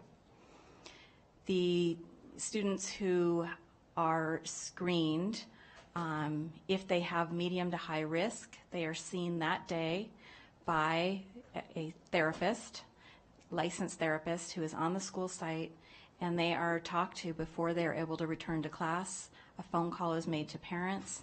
We have to talk to those families so that we can let them know where their kids are at. Every school, this is a true partnership. Every school works very closely with the Children's Cabinet team. The mental health professionals that you met earlier today are tremendous friends of ours. They help implement this program, and all of our schools receive a summary within 2 weeks, so they know what their levels are like at their schools. They know if the kids are connecting with school or they're not connecting with school.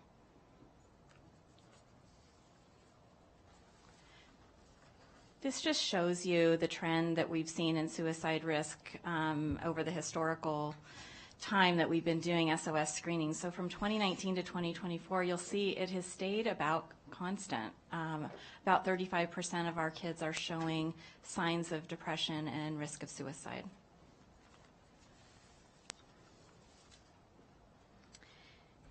We always ask the students when we talk with them if they are able to identify an adult that they trust on campus. And we find that there are about 19% during this last school year, 19% of our 7th graders were not able to identify a trusted adult. So this is an area where we need to do some work. And when we think about those students who couldn't identify a trusted adult, we looked at the data a little bit further and realized that of those, 50% were at that medium to high risk. So it's really important for those students to be connected to that trusted adult on campus. SOS is correlated with perceptions of trusted adults at schools, with our early warning system data, and within the school district business intelligence gateway. Also, we know kids that are suffering with mental health and with depression and risk of suicide are also correlated, highly correlated with chronic absenteeism, behavior, and academic performance.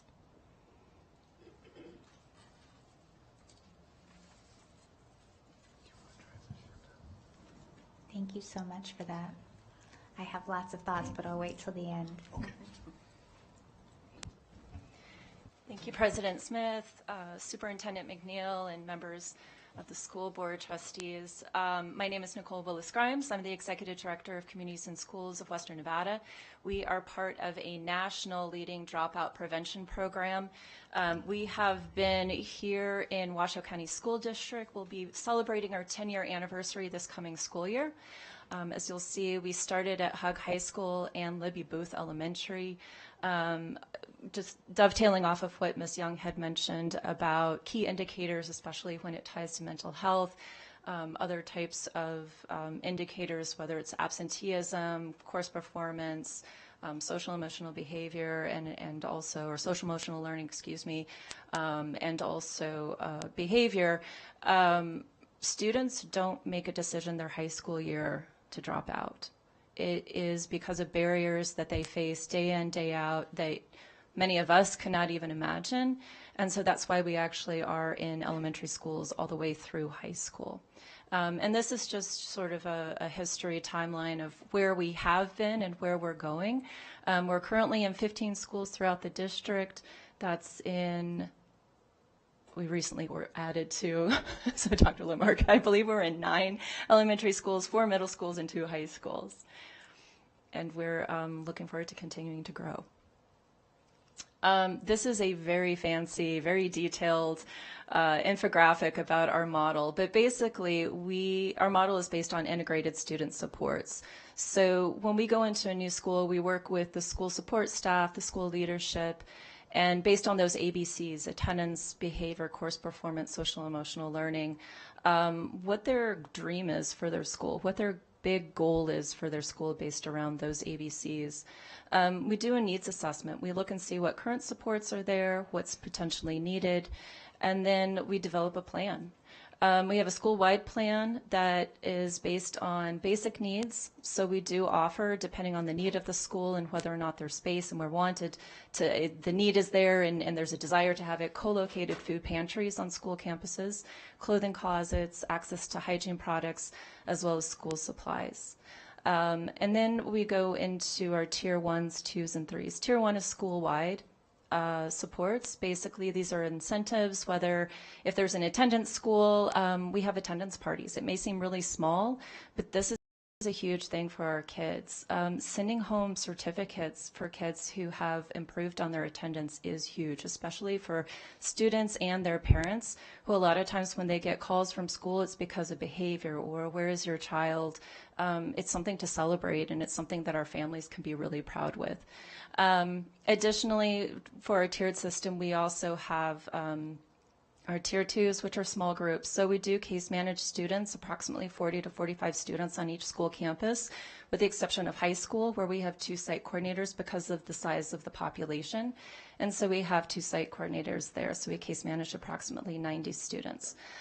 These, again, centered around our ABC goals. These could be groups of students that may not feel like they really fit in. And so there could be a friendship club on their school campus where students can go. It's a safe place. There's that caring, trusting adult that Ms. Young mentioned as well, that is our site coordinator that provides those services as well. And then tier 3 is much more intensive check-ins and supports given in a one-on-one setting for students who have been identified. These students on our caseload, first and foremost, we do get permission from the families to be able to case manage them. We do communicate frequently with families to the extent that we can, but we're student first and we're relationship first. A lot of these students may or may not have really great success and positive experiences with forming positive relationships, especially with adults. We know that our school teams, our teachers, our support staff are trying everything that they can do, but they can't do it alone, and the need is too great. And so we try and come in and help provide some of those supports and fill those gaps. Our founder, Bill Milliken, has this fantastic quote that says, it's not programs, it's relationships that change children, and we really take heart that sentiment. And then throughout the year, real quick, sorry, thanks. Throughout the year, the beauty of our program is that we're pretty nimble. So we do reflect on the impact of our programming. We go in mid-year and we look at where our students are and progressing towards or meeting their goals. And we pivot if we have to. If our program isn't working, for example, chronic absenteeism is a huge problem nationally, not just here in Washoe County, but we also know family engagement is big. The more we can get our families to feel like they belong and they have a place at the table at our schools, we try and help provide that and work hand in hand with our school teams as well on providing those types of supports for our families. This is just a review of our goals. So like I said, attendance, improving average daily attendance and absenteeism, course performance, or I should actually go in order, behavior, positive behavior, making smart choices, reduction of recorded behavior incidences. Again, we may have a child who may be in the principal's office 3-4 times a week, but if they reduce that 1 week, we just go crazy and celebrate them because that's a huge step for them. I tell folks, you know, as far as making these incremental changes, if you're on a diet and you're trying to lose 20 pounds, you can't lose 20 pounds in a week or a month even. It's these small little steps along the way that we have to celebrate. Course performance, we work hand in hand again with the school leadership team, whether it's an academic goal like GPA or scores on standardized tests. And then social emotional learning, this really is where our kids, especially in the elementary middle schools, and building them into you know, adults who are making smart choices, especially how they interact with their peers, how they interact with school campus staff, faculty, leadership, knowing how to self-regulate and just helping them navigate really challenging times through life. And then this is based on our 22-23 school year on our Tier 2 and 3 case management students. So last school year, we served nearly 9,000 students throughout the district along with their families. That's on our Tier 1s. 13 partner schools at the time. Like I said, we went into 2 elementary schools thanks to your all support as well. This school year, 670 case managed students, and 95% of our case managed seniors graduated or received their high school degrees. 54% of students made or met progress towards their attendance goals. Again, this is just reflective of the national issues or challenges that we're having with attendance. Behavioral C, 82% made progress towards or met their goals, 75% on their academic goals, and then 80% on their social emotional goals. Thank you. Thank you so much. Hello. First off, I just want to thank Dr. LaMarca for this opportunity to present, and also Board of Trustees for the opportunity to talk about what I'm so proud of and I hold near and dear to my heart. And also thank you, Board of Trustees, for your service. I know it's not easy, but the work that you do is very important, and it allows us to do our jobs and collaborate with the school district. My name is Manuel Ortiz. As it was mentioned before, I'm the Assistant Director of the Dean's Future Scholars Program. Hopefully still after this presentation, since my boss is here. But I also want to take a moment to introduce one of our DFS alumni, and I say alumni because he just graduated from the University of Nevada, Reno. And so... Hello, everyone. All my different titles that I held in the university are now all gone because I graduated, but I'm Boris Carpugera, proud DFS alumni and proud alumni for the university now. So thank you for having me as well. And he'll be helping me present on some of the different program components. But to quickly talk about our history, we began in the year 2000. The dean of the College of Education and Human Development at that time, he had this crazy idea to diversify the school district and grow your own educators. And so in the year 2000, he started this program. Actually, in the audience, we have somebody from our first cohort, Jen Zarko, who is sitting there. She's waving probably behind me. So she was a part of the first guinea pigs that were selected to go through this journey. I was a part of cohort number 2. So luckily, there was 1 year of trying to get it together, and I've been with the program since then. And so again, the program has had a long history with Washoe County, partnering with them in different ways. But the main mission of the program was to empower low-income first-generation students as it aligns with the Washoe County Promise to help them achieve whatever goals they have for themselves, but of course graduate high school. And then after that, if they want to go to the university, let's help them get there. If they want to go to community college, let's help them get there. If they want to go into the workforce or a trade school, our job is to help them get there.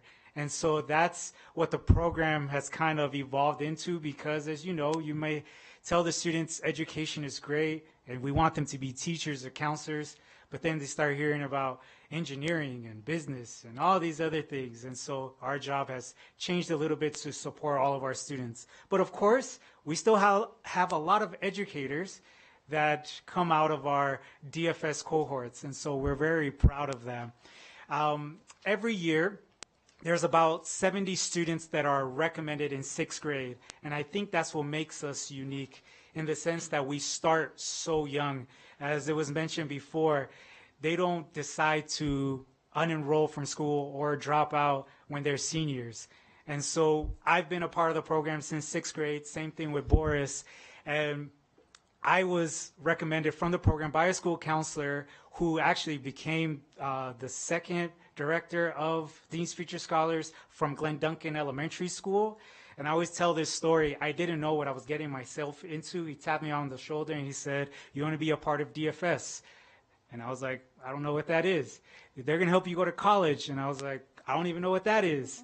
And so when I went to the meeting, I got in trouble. Luckily, DFS stuck with me. And that's a mentality that the program has held. We don't kick any students out. Once they meet the criteria, which is they have to be eligible for free and reduced lunch, and they also have to be considered first-generation college students, then they get that tap on the shoulder and we stick with them.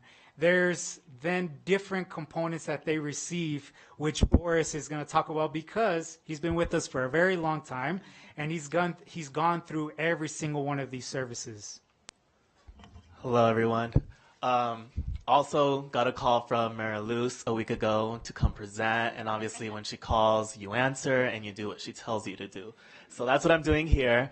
Like Manny has said, I've been in DFS since 2014, and every summer I've been going to DFS, which is like, damn, almost 10 summers just dedicated for DFS. Why would I do that? But there's so much love in that place, and so much that they offered me and got me to the place where I am, where I graduated from the university a week ago. So I got tapped in the shoulder when I was in Echolota Elementary School. So 6th grade back then, 2014, and we're just offered, "Oh, do you want to be part of this program?" Same thing as well. Don't know what this program is, but if it's going to get me into college, then sign me up. And also the first orientation meeting for DFS was the first time I ever stepped foot in a university with my parents. And from that, changing up to 10 years later, graduating from university is a big full circle moment, and very appreciative for this program. And for the first 2 summers, it's all fun, games. You get to just kind of make a community within the DFS program and then get to do all these different activities. There's like different groups that you get to join and then get to learn about the university itself. So they try to rail you in for a little bit. And then now from 8th grade to 12th grade, then they're like, "Oh, you have to take classes in the summer." And I'm like, "Oh, I want to keep having fun though. I don't want to do any classes." So that's kind of how they advocate for the students and then try to get them happy to be at the university and prepared for what the university has to offer. And then they give you more and they give you classes, which is what happens during 8th, 9th grade, 10th, 11th. The first 2 years of high school, I took math courses. So I was in geometry and then I took algebra 2. And then they have other classes that they offer as well, which was computer, health. They even had physical education. And they offer those between the 6-week summer program. And then from 10th to 11th, you start to take these tool credit classes, which when I was back then, I took Biology 100 and then Psychology 101 in the respective years. And then other times they've offered political science, economics, Spanish, any other classes that I'm missing. But so that's what I kind of went through and what we offer our students. And then 12th grade, you get to be part of this enrichment program, the youth college program that helps get you prepared for college, because now that you graduated high school, oh, do you want to keep going? We have college here, and these are the things that we offer. And then they have an internship that they give you as well that kind of aligns with what you want to do as your career. For myself, I did graduate during COVID year, so I took the class online. Manny was my professor, and then we got offered a stipend instead because we couldn't work because it was during COVID.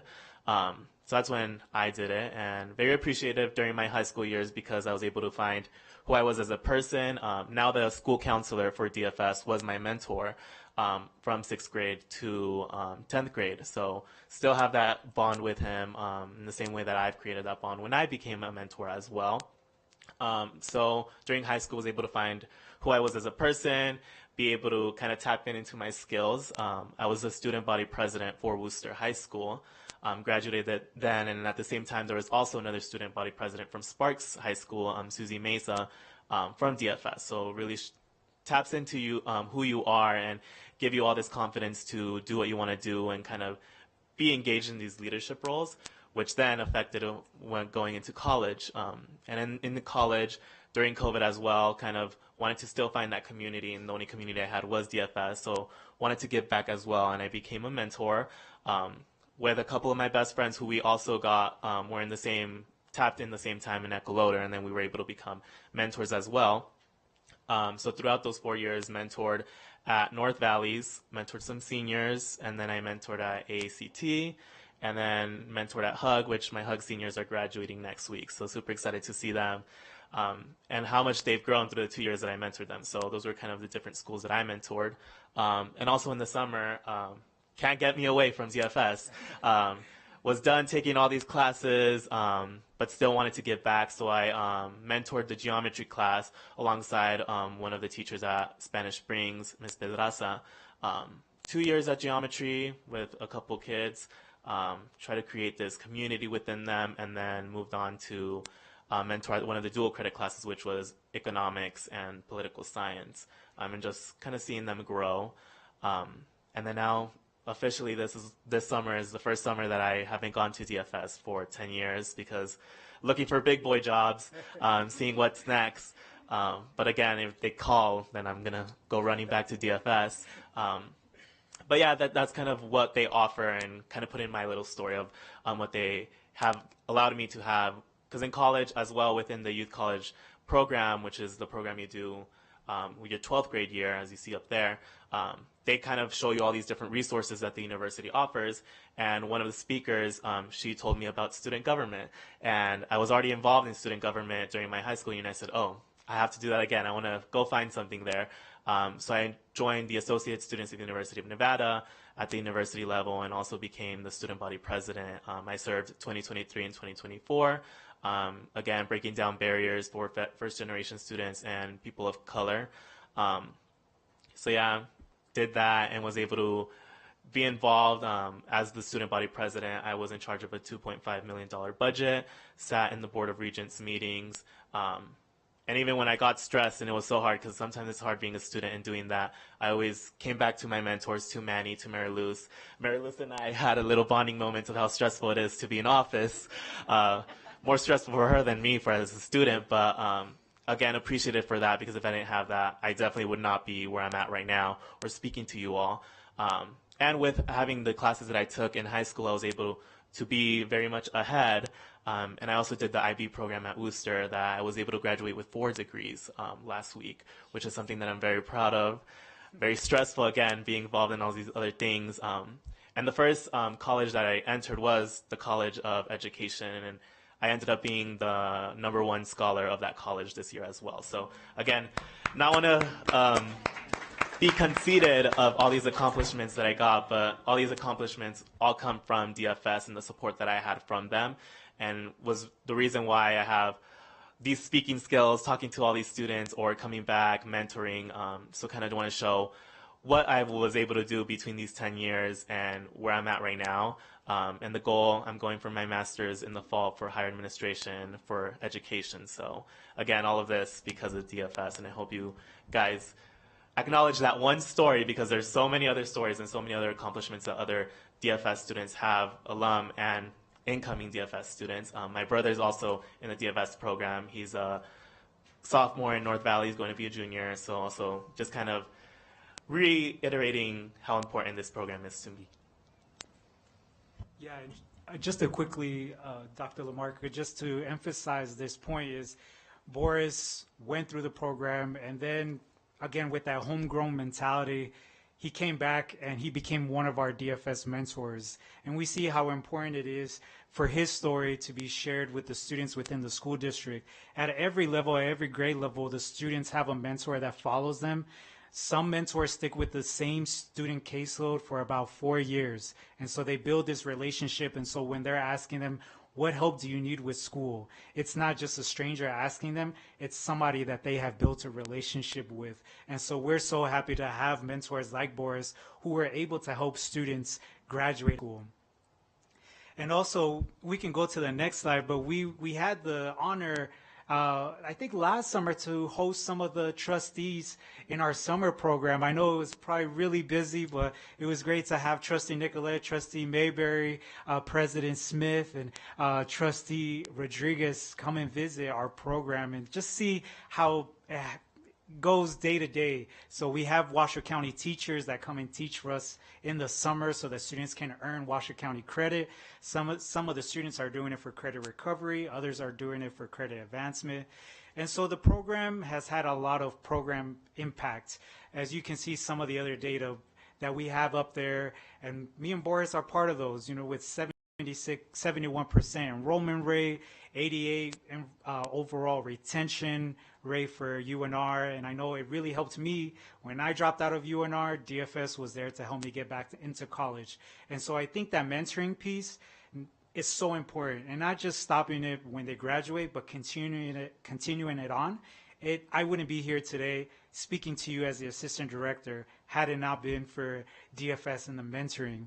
But some of the other program highlights, I do want to point to the annual report that was passed out to you earlier, and I want to highlight some of the things on page 12, just to show you all that the growth of DFS, it started in a closet in the dean's office with a whole bunch of Xerox paper, and it has evolved, and we're not shy to try new things, try new partnerships, but of course we understand that our partnership with Washoe County is key. And so you can kind of see we were able to last summer get some funding to take families from Washoe County to Grizzly Creek, beautiful campus. And so of course when we talk to the families, we say, do you want to go camping? And they say, wait, I don't like sleeping in dirt and figuring out where I'm going to hunt for food. And then we tell them, no, Grizzly Creek, it's a nice campus. It's glamping basically. And so we were able to take some families up there. This year we're able to take some new 6th graders that were just recommended to the program up there for the first time. So their first introduction to DFS is going to be at Grizzly Creek. We've also been able to partner again with Indian Education from Washoe County for a new grant where we're able to open our doors in the summer to 70 Native American students that are within Washoe County. And we invite them to participate in our middle school program, in our high school math program, in our dual credit program, in our youth college internship program. And so we're super proud and happy to be able to build that partnership with Washoe County. The other thing is, not only are we expanding here in Washoe County as with the Nevada First Gen Network, now we're dipping our toes in Incline Village, but we're also dipping our toes abroad. We're sending students to Spain and Germany and Japan, and these students, for everything that we offer them, they don't have to pay any cents. So it's free at every level to each student. And that's one of the things that the parents, when they first hear about DFS, they ask, well, how much is it going to cost me?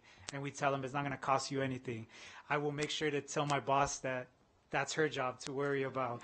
And so for our students, everything at every level, it has been free. And of course, we think that's so important with the population that we work with. And so again, we just wanted to highlight some of the things that is happening with DFS, but again, highlighting the work that you all do that makes our work possible, and also with Dr. LaMarca. Thank you, Manny. We'll open it up for questions. I just want to say one quick thing. So you all know Ms. Young, and we do many partnerships with Children's Cabinet, including Redfield. So that team watches kids as they go throughout the entire system as well.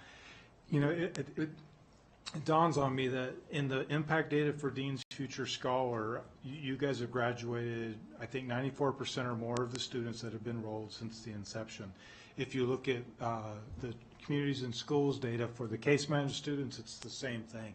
So relationships matter. And so when we are identifying kids who can't identify a trusted adult, that doesn't mean that there aren't educators who care about them, but that connection is not strong yet. We have to make that connection. And if we do it, that's when student achievement will increase.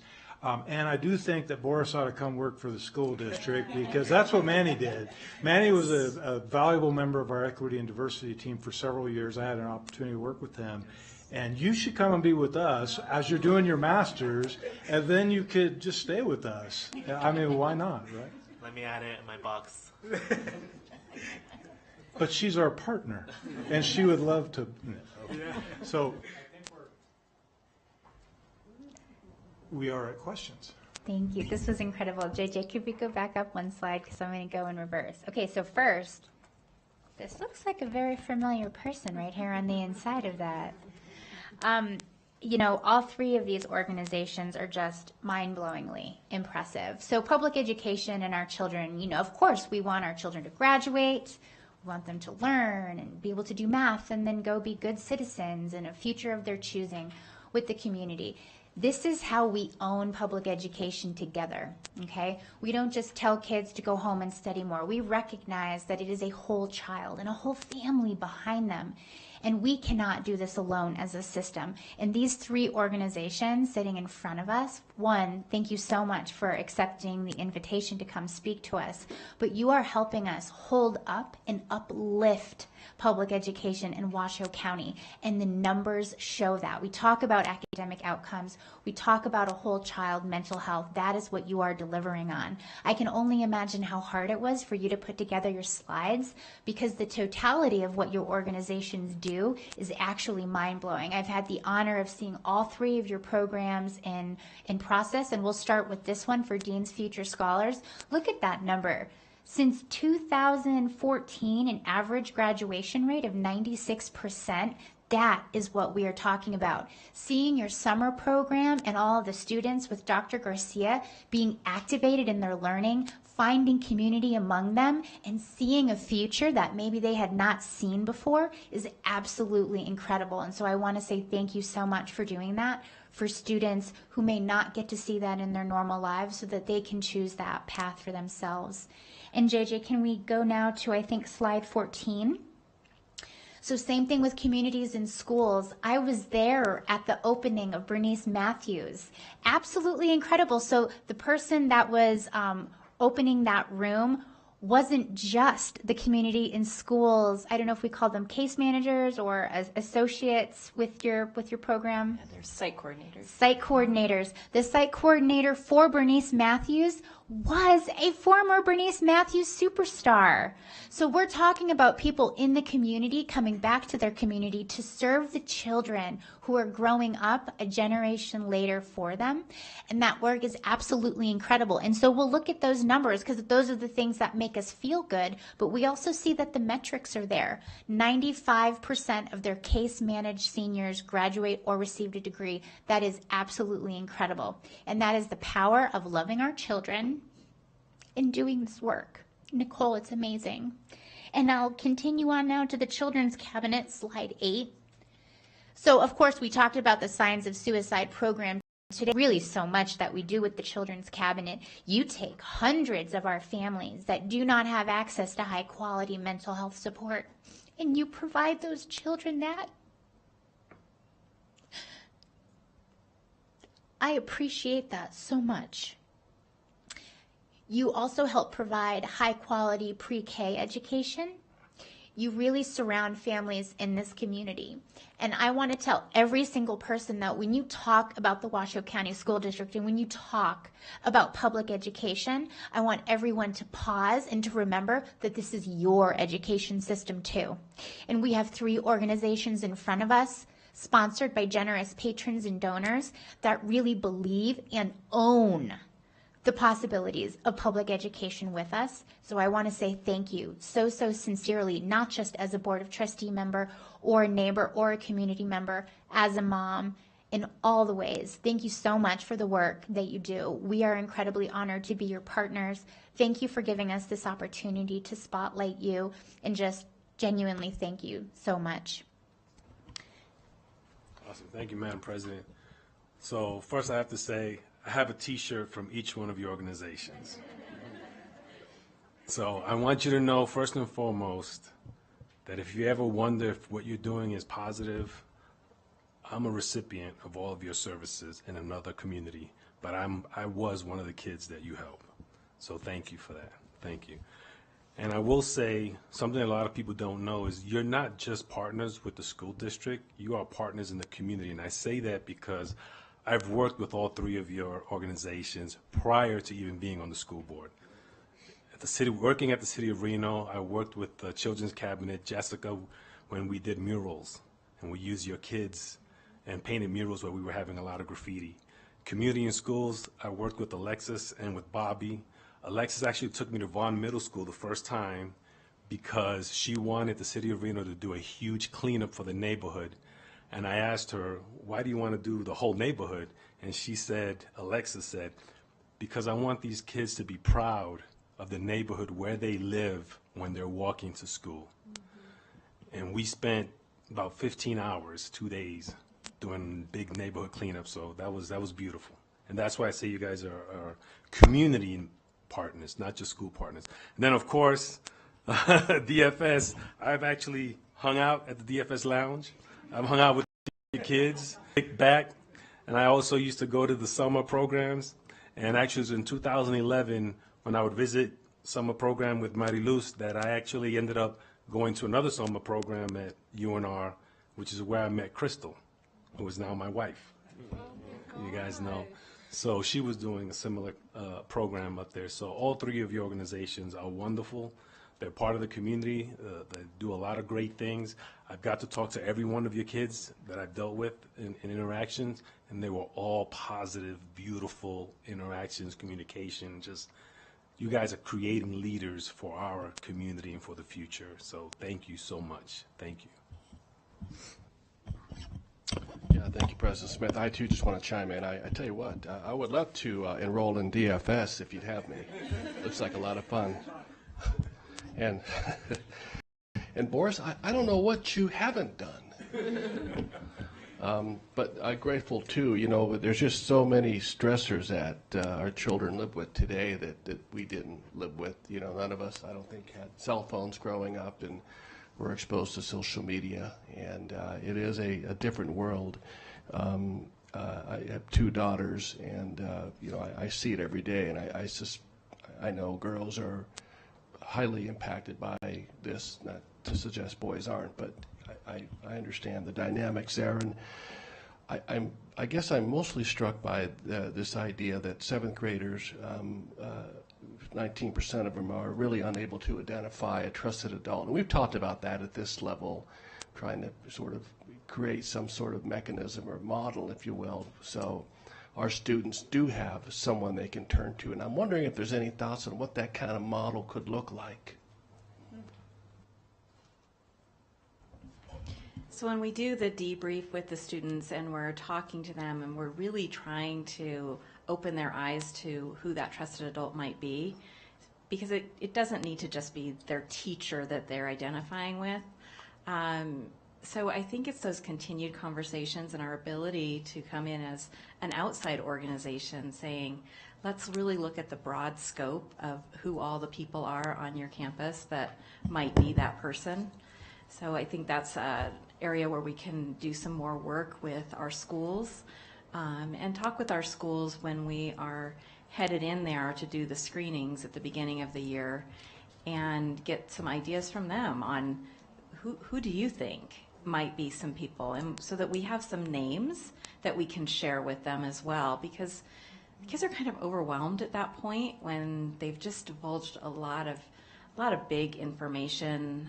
Sometimes they're having a tough time, and so taking an extra minute to say, well, did you think about Mr. Smith? Is that maybe somebody that you have a connection with? And just trying to get to know them on that individual level a little bit more. I think that might be a solution to helping identify that trusted adult. We're screening about 3,000, just over 3,000 students in a year. So it's over the course of 3 or 4 days on a school campus. And so what we do see sometimes is on that first day, the student doesn't know who that person is, but then they'll come back to us on day 3 and say, I figured it out. I know who my person is, and so then we can go back and connect with them on that. Yes, certainly discussion I'd love to have more of in the future. Yes, sir. Thank you for the question. Just let me add that when we did the evaluation of the screening information last year, and we provided that to you, we used it as a big part of the implementation of the behavior plan this year. So it's really getting schools in part, and schools do a lot, to identify kids early on. We have early warning system data that flags these kids very early as they walk through our doors, and intentionally building relationships with all students, but those in particular where we're seeing some risk. We have promoted connectedness activities where the staff at a school will sit together during a professional learning. They'll have every child displayed on the wall, and they will create a web. Who has connections, who doesn't have connections? And then in real time, they can see this is a child where we don't have enough connection, and you can then intentionally build it. It takes daily effort. It has to be done every day. You can't take it for granted.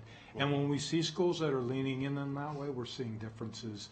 I would encourage you to go to Elmcrest and look at some of what they're doing. It's around chronic absenteeism, but the daily attention that they're providing is creating relationships that help kids know they matter. When they're not there, someone notices. And so when they are there, they matter. So there's a variety of things that is an area we desperately need to get better at. Thank you, Dr. Lamarca, and I'm grateful to all of you. Thank you very much for your time today. Thank you, President Smith. I just want to say thank you to each and every one of you. The work you do is truly making a difference for the positive in these kids. Kim, you know I'm so impressed with what you do at the Children's Cabinet. I'm amazed. I'm amazed at all that you do. And the communities and schools. When I first was introduced to that, I was blown away at the things that you're providing for these children and their families. And guys, I didn't even know about DFS before today. There's so much to learn and be amazed. Every board meeting, I think I'm amazed by something, and I just have to say, you guys blow me away. You really do. Amazing. So I just thank all of you so much for what you're doing.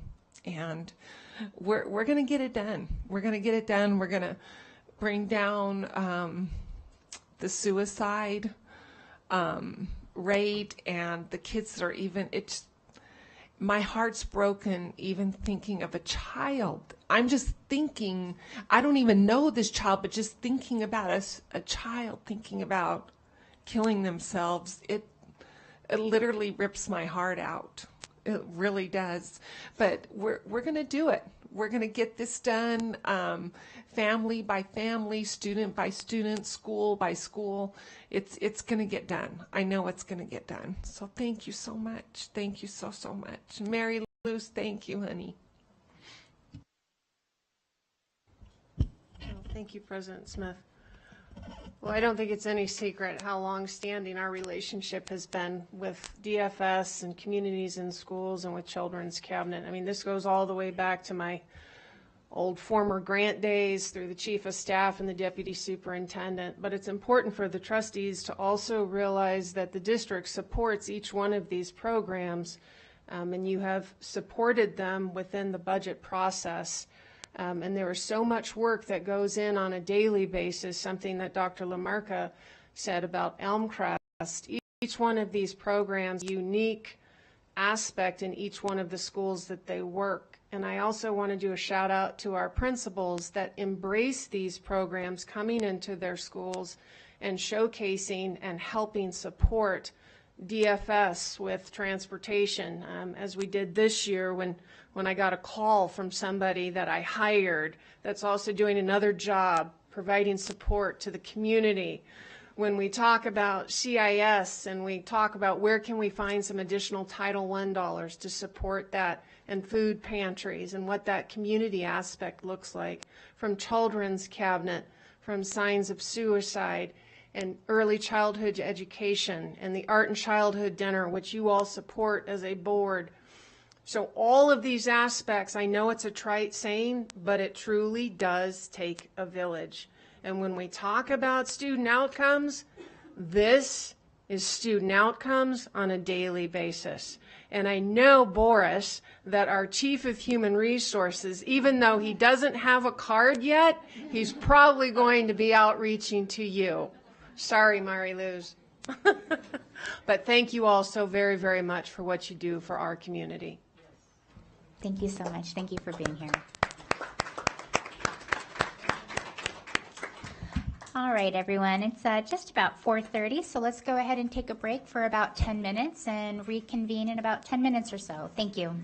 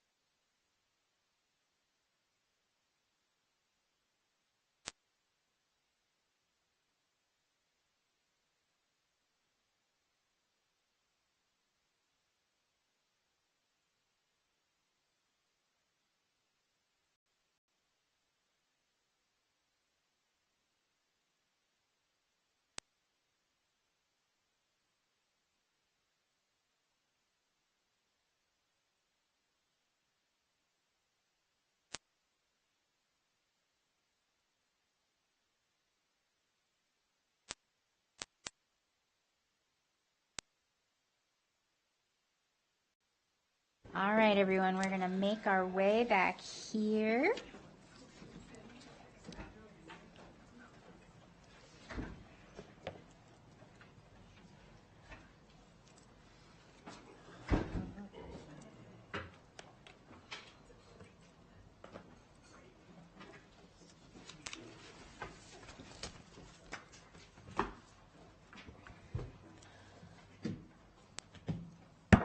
All right, it is 4:45 p.m. and I'd like to call back to order this May 28th, 2024 regular meeting of the Washoe County School District Board of Trustees. And we just finished item 4.03, and now we will move on now to item 4.04, the presentation to introduce the new logo and mascot for the Cold Springs Early Childhood Center. This is an item for presentation and discussion, and we welcome Michelle Anderson, our Chief Communications and Community Engagement Officer, and then also Jennifer Van Tress, the Associate Chief of Specialized Instruction. Thank you, President Smith, Dr. McNeil, trustees, Michelle Anderson for the record, and I'll let her introduce herself. Good afternoon, Jennifer Van Tress, Associate Chief for Specialized Instruction. So we are excited to be up here today. From a communication standpoint, even though I'm the one who's presenting, the real work was done by a very special team member behind me, Melissa Gillis, our graphic communication specialist. And so I wanted to acknowledge her because her work, I think, is outstanding. And you guys have seen it numerous times, whether it's our holiday cards or our other logos. So I wanted to just take a moment and thank her. This is one of our favorite things to do from a communications. We love supporting our schools, and this is a chance where we get to be a little bit creative. Thank you. I'm very excited to announce the opening of our Cold Springs Early Childhood Center.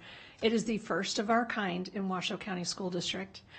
It will house 9 different classrooms designed to meet the needs of our earliest learners, our 3- and 4-year-olds. We are lucky to have Cold Springs Middle School has low enrollments, which has opened up the opportunity for an entire wing of the school to house a preschool center or an early childhood center. So we've been working closely with the Cold Springs staff, the Cold Springs administration, our capital projects, transportation, nutrition services, and everyone else in between, HR, communications, on designing and implementing this early childhood center. So what we'll be doing is we are pulling our resources out in the Cold Springs North Valleys area to open this community program. It is designed to meet the majority of our needs of our special students with special education services. So the majority of these students will have special education needs. But we also have great opportunities for inclusive practices as well as an early childhood program to meet our needs of our families in the Cold Springs area. This program will house up to 100 3- and 4-year-old programs. They will have a separate entrance into the school and a separate time. So for families that are concerned about the middle school start time, they will have a later start time and then a separate entrance designed for our youngest learners. So it will be like walking into an early childhood center. We're so excited. So you can imagine a hallway, wing in Cold Springs Middle School that will have little 3- and 4-year-olds running in the hallways, although we don't run in our schools, but our little 3- and 4-year-olds being able to participate together, have a just that early childhood experience that you don't necessarily get when you're in an early childhood program in our elementary schools. So some of the highlights, we are actually creating an indoor playground. Yes, we get to play on it. It's being built. We're piecing it together, but it will be a great opportunity for those of you that have experienced those North Valleys snow days. They will still have that opportunity to play indoors on slides, climbing equipment, all approved from our risk management. Just want to make sure that's clear. But great opportunities for the indoor play area. We have updated the outdoor play area to make it appropriate for our youngest learners. Additionally, this allows for those 9 teachers to really build a PLC, the Professional Learning Community's collaboration, to really strengthen their opportunity to build the instructional practices for our youngest learners. So again, what a great opportunity for our teachers who normally don't have that opportunity to collaborate with their colleagues, where it will allow them to do this. So we're really excited about all the opportunities that we have out there. So, there we go. Again, Michelle Anderson. So from communications, it was important for us to maintain the same color palette related to the mascot of Cold Springs Middle School. So you're going to look over to the right, and they are the cats. Courage, attitude, teamwork, and success. Melissa developed 3 logo concepts. And then this one's a little bit different than what we do with most schools, but we still know how important stakeholder group feedback is. And so we worked with our Child and Family Services, our Special Education Department, Cold Springs Administration, and staff who will be working in the new programs to get their feedback. After receiving their feedback, we had 3 more revisions using that feedback, and then presented those 3 revisions to them, and they selected our final mascot. So drum roll, please.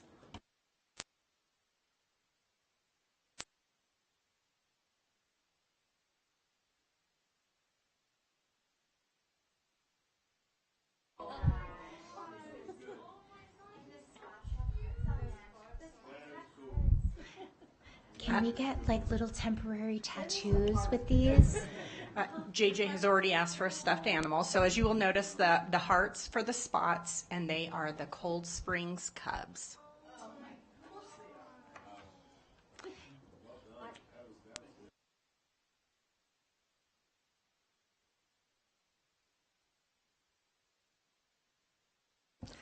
I just want to say thank you guys for this amazing opportunity for Washoe County School District and to open our first early childhood center, hopefully the one of many coming forward. The other department, capital projects, Adam Searcy and his team have just been phenomenal on making this happen. So I just want to point out the one of many early childhood centers we hope to open in the future.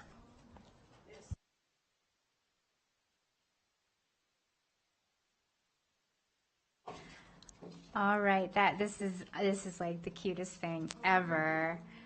That closes item 4.04, and now we get to move on to item 4.05, the presentation to introduce the new logo and mascot for the W. Smith Career and Technical Education Academy High School. For presentation and discussion only, we welcome again back Michelle Anderson, and then also the incoming principal for the W. Smith CTE Academy, Mike Gifford.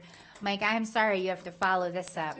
I don't even know, like, a baby gecko. I don't even know what you're going to have here with this. Oh, he brought stickers. You're smart. No, I knew. So not quite as cute, but very important, just the same as you can imagine for our high school students to have a mascot and a logo, because I think all of you can remember when you were in high school how important that was, and how you still remember that name. Again, this is one of our absolute favorite things to do for our schools and work with. To support them, again, Melissa Gillis, our graphic and communications specialist, was key in this, along with Chad Hartley, our communications manager. He unfortunately couldn't be with us today. He was feeling a little under the weather. So this one we are very proud of because we involved stakeholders again, including the Debbie Smith family.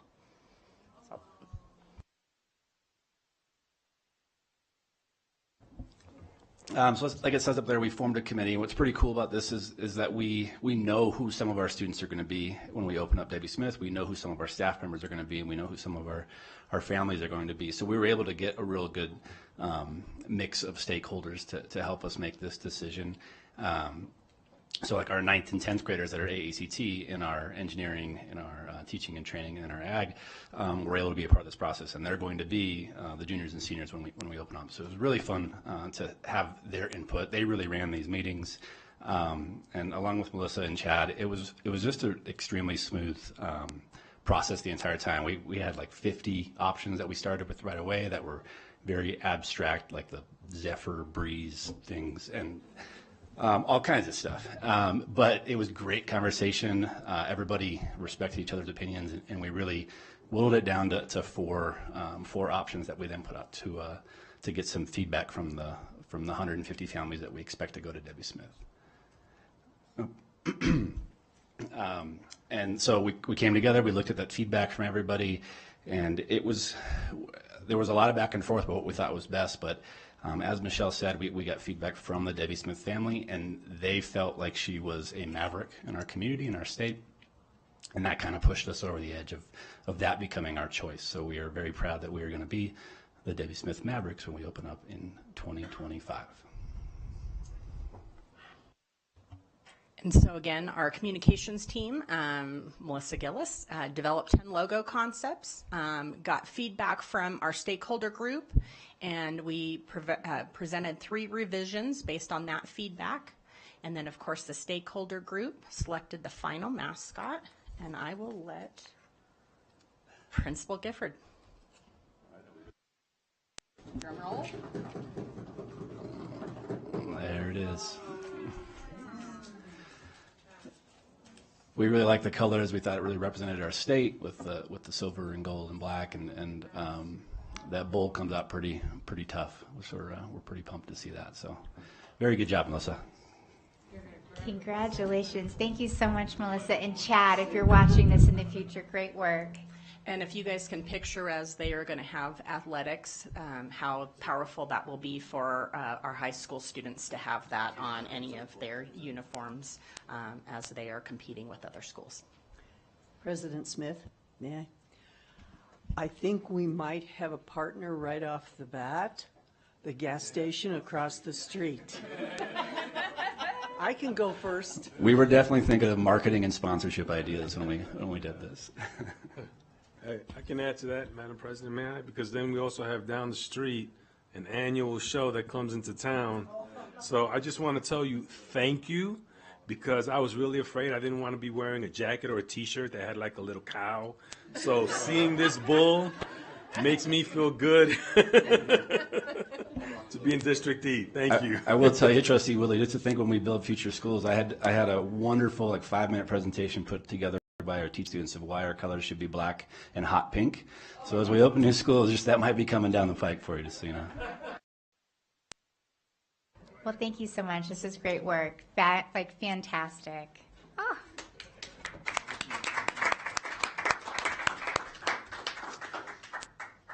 All righty, folks. That closes item 4.05. And now brings us to our final item in this section, item 4.06. This is the discussion and possible action to approve, modify, and/or enter into the written employment agreement, Superintendent of Schools, between the Washoe County School District Board of Trustees and Mr. Joseph Ernst on behalf of the Washoe County School District pursuant to Nevada Revised Statute NRS 391.110. This is an item for possible action. And we welcome with us in the audience the Washoe County School District Board of Trustees Board Attorney that we worked with in this process, Colleen Platt of the Platt Law Group. And so your presenters on this are myself, Beth Smith, and then also Vice President Mayberry. So we'll go ahead and pull those items up. Just as a reminder to everyone, this board had previously voted to extend the authorization and authority for Vice President Mayberry and I to enter into these negotiations on behalf of the board, knowing, of course, that the proposed contract would come forward to the entire board and for consideration by our community. So we worked really closely with Ms. Platt as well. And of course, I think everyone has probably seen the agreement, but the document that I'm going to really refer to everyone is the comparison document, which was a new feature to this agenda item that we wanted to introduce to create some comparisons as well as we go through it. And so I will turn it over to Ms. Platt, who's going to go over a few of our highlights of this contract. Thank you, Madam President. Again, Colleen Platt for the record. Some of the main highlights here that you will notice in a comparison between the prior contract and this contract, one obviously will be the starting compensation. I won't spend too much time on that. It's pretty self-explanatory. But one of the next ones that is a large difference between the prior contract and this contract is the cost of living adjustment. So a lot of times when we as public or we as people who are contracting, we think of a cost of living adjustment more as like as a raise in comparison to the CPI or the cost of living in general. And so the prior contract allowed for a cost of living adjustment and tied it to what's called the LT handbook. That is really kind of what kind of guides the leadership team here. And so what we did was we removed that and any reference really to the leadership handbook. And then you'll see that we instead allowed for performance-based salary increases. This puts the review and increases, if any, in your hands, as opposed to an automatic binding authority in some other document that you guys generally don't have any oversight of. So that was a huge shift to allow you guys more control over the situation. Now, if Mr. Ernst does receive an overall rating of effective, there will be a 2% increase in the then salary, and you have the authority, so if you so choose, to increase it any higher than that to whatever you decide is appropriate. But at a base minimum, he'll receive a 2% salary increase. So that's a huge shift from how you guys had previously operated in the contract. I'll pause there for a second if there's any questions on that. No? Okay. One of the other new things that was added is, and it seems kind of minimal, but if you look at the dues and memberships, in the prior contract, the district was paying all the dues and memberships of whatever organization the prior superintendent decided to join, and there was no cap. So what you see here now is we really wanted to focus on organizations that are beneficial to the district. And so you'll see we're paying for the NASB, which we heard from earlier today, and other similar associations that directly relate to Washoe and then the duties of the superintendent. And then any others that Mr. Ernst wants to join will be capped at $750 per year. This is pretty standard language, these kinds of things across. Can I ask a question on that one? Okay. Go ahead. Yes. Sorry. It's okay. It jumped ahead a little bit. Sure. Does that mandate that we belong to those organizations? What if we decide that we don't want to belong to those? Yeah, this is Mr. Ernst joining, so you guys are memberships of NASB. I mean, I think we spent quite a bit of time discussing that earlier. And then the National Association of School Superintendents. I guess my question is, 4 years from now, 3 years from now, we have a new board, and the board said, no, we don't want to belong to those. This contract seems to be obligating the new board to belong to them. No, it doesn't. So the contract doesn't guarantee that he would have his memberships. It's just what we are a member of at the moment.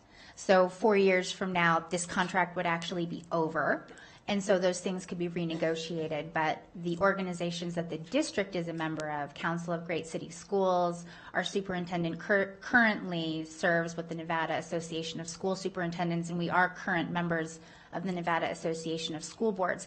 If we as a board decided to bar our superintendent from participating in the Nevada Association of School Superintendents, that would be different. We actually maintain that control. Thank you for clarifying. Thank you. Thank you for that question. Another key difference you'll see also is the car allowance. In the prior contract, the car allowance was $800 a month.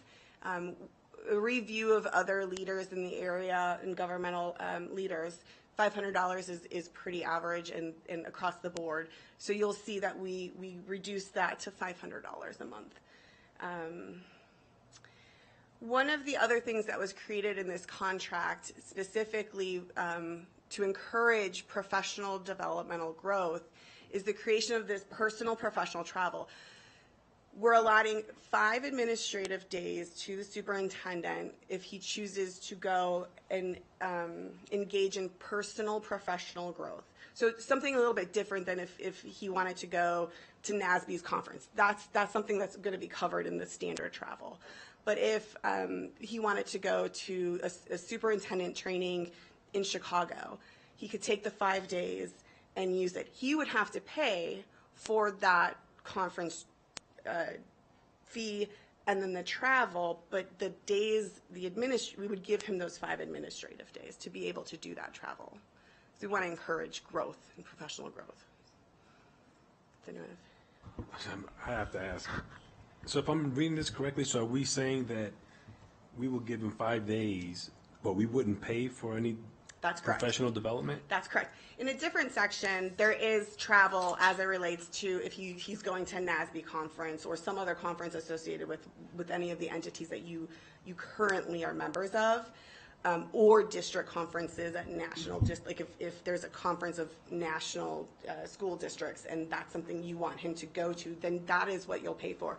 But if it's for personal professional growth, like if he doesn't have the experience and he wants to gain that experience, and it's something that will help him in professional growth, then we're giving him those 5 days to be able to do that. And if there's a conference that he wants to go in addition to that, let's say he exhausts those 5 days in one calendar year or fiscal year, I think is how we've done it, then he could use his vacation days, and then it would reset the next year. And so what if there's a situation where we find it valuable for him to attend a conference or training of some sort? Then you would bounce down to the standard travel. Okay. Okay. I just wanted to make sure. I didn't want to. Okay. Thank you.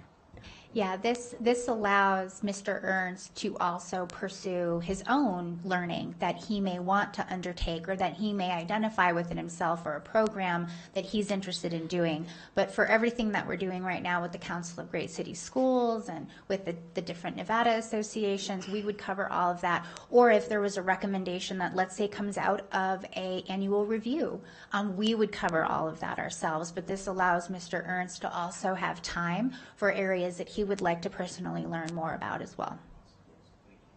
And I do also want to point out that in the prior contract, there was no mention of travel or limit of travel. And so what you'll also see in this contract is a tying of the travel to the specific board policy that governs travel. So what you'll see in this contract is an opportunity for us to tie specific contractual items to a board policy.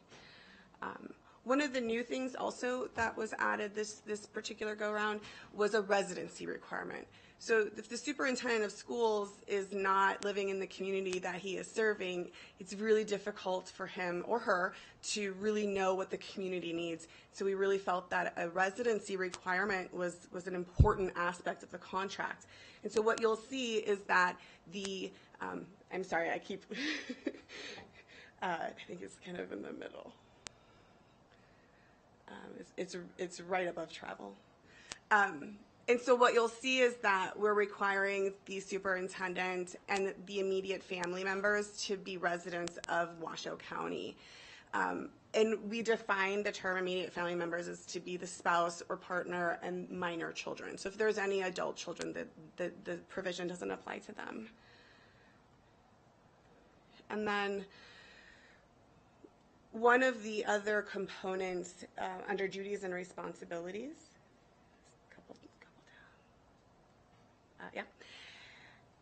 what you'll see here is a lot of the duties and responsibilities really stayed the same throughout from the prior contract to this contract with some tweaks, specifically as it relates that you will be an employee of the district and your full focus is going to be on the district. We don't want you, going off for 15 days to various conferences across the country. We need you here doing the district's work. But with that being said, we have tied specific performances and duties to state ethical requirements. You see a reference there to Title 34, right? So Title 34 is the statutory provisions governing education corresponding to NAC. You see 241, which is our favorite open meeting law, and then 281A, which is ethics in government. We are all bound by those as public servants, and so it's just a reminder to the superintendent and then anyone who's looking at it that we are bound by those. And then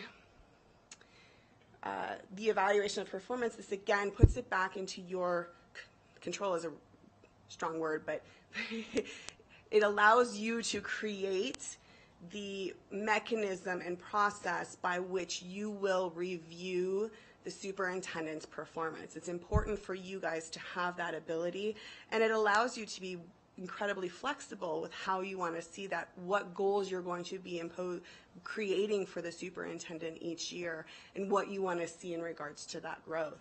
And so you'll see here, again, we're going to do this roughly by Halloween each year. It's going to start next year because his start date is going to be roughly July 8th to accommodate some vacation days. And so October of next, you'll be working on creating that process now, and then in October of next year, you'll be looking at what that process, what was demonstrated. And again, as I referenced earlier, the 2% salary increase if there's an overall rating of effective, which again gives you that control of looking at what those are. Any question? No? Okay. And then everything else remains the same. One small difference regarding termination was 60 days. It's kind of revised to 30, and then the termination payments are the same. So overall, that's high level of a description of what the changes are, and I'm happy to answer any questions you may have. Thank you, and I'm going to go first to Vice President Mayberry, if that's okay. But I do just want to create a foundation that our goal with this contract was, of course, to begin Mr. Ernst in a foundation of success that also incentivizes his performance and recognizes that he is also going to be learning in this role. And the 7 of us at this dais, that is our responsibility, is to support his development and then to also make it very clear to him what those expectations are. So I want to personally thank Mr. Ernst for his good faith negotiating and for agreeing to this contract to bring it to this point for our final consideration. And that we really also, it was very important to us that we be good stewards of the community and then also of taxpayer dollars as well. And so I will first defer to Vice President Mayberry. No, thank you, Madam President. I don't have a whole lot to add. I think you both did a great job. I mean, you know, every contract that is developed generally most contracts that are developed at this level, typically the benchmark is the previous contract, so that's what we started with. Yeah, there are definitely some provisions that President Smith and I, and hearing feedback from many of you, members of our community, certainly made us very mindful of. We heard from many members of our community, so it was important that we incorporated a lot of those provisions. It was certainly my strong desire to kind of maintain the sensibility and fiscal responsibility to our constituents. President Smith talked about that, and I talked about that at length. And I'm really proud of this contract. It does that. It is a significant improvement from what we've seen before. And we, Trustee Woodley, you asked a little bit about the 5 professional days. I mean, look, here's the reality. Mr. Ernst is a first-time superintendent. We talked about that. He understands that. That's not a criticism. He's got a great team in place. But there are some things that he's going to need a little support on. And as President Smith noted, it's our job to support him and give him the tools to do that. Most importantly, I think, too, there are some provisions in this contract that make the superintendent more accountable to the board. That was missing previously. President Smith talked about the longevity bonuses. I think you talked about that, and so that really incentivizes the superintendent to stay longer. We've talked about this idea of, we don't want a renter, we want an owner. So at year 3, year 4, 5%, 8%, hopefully he does well. He wants to stay with us, and would be, should we be in a position to negotiate something any further, we'll continue that course. Not sure how much Colleen talked about it, but let me say too that this agreement is not tied to any handbook, to any document, to any other agreement. It is a standalone agreement, contrast to the other agreement that was tied to the leadership handbook. I think which, certainly from my perspective as a trustee, didn't have a tremendous amount of knowledge on. So this matrix really tells a story. Just want to look at my notes to make sure I didn't leave anything out. And finally, I want to again, delighted to see this. I hope that my board colleagues can see the difference that we've had with this contract, with some of the prudent fiscal elements to it. I want to thank, above all, Mr. Ernst for coming to terms with this agreement. I think it speaks well of his integrity, of his true commitment to this district, his desire to serve our students and family. I can't wait to have you on board. I think those are my remarks. And again, I'm happy to take any questions as well. Yeah, and I will go to Dr. Nicolette, because so of course we do have Ms. Platt with us, but we were actively, negotiating, Vice President Mayberry and myself, so we were thankfully represented very well on the legal side. But what everyone is seeing now among the board and the community is very much the work that Vice President Mayberry and I did, to listen to everyone, and everyone being literally everyone, carrying all of those things forward, and then creating a contract that sets a foundation for success and incentivizes growth as well too. So I'll first go to Trustee Nicolette. Thank you, and thank you everyone involved for work on this. It clearly shows an evolution of a process through the years. It's a growing experience that we learn, and then we relearn, and then we redo. And so thank you for your work on this. I just have two questions. The first one is about evaluation. As a professional and attorney, is there anything built into the contract that would exclude the board's ability to take an opportunity to do incremental evaluations? No. Excuse me, Colleen Platt, no. Okay, thank you. And then the second, I tried to make sense of this, and so I thought, oh, heck, I'll just ask. So on page 5 of the contract, 8-e, recommendations, the superintendent shall from time to time, that's like a squishy word to me, submit to the board or district staff, how do you know which should be which, recommendations for the adoption of institution of appropriate changes, adjustments or reforms to existing curriculum, program, policies, and other educational, kind of like everything. Based upon existing or new research-based approaches or methods.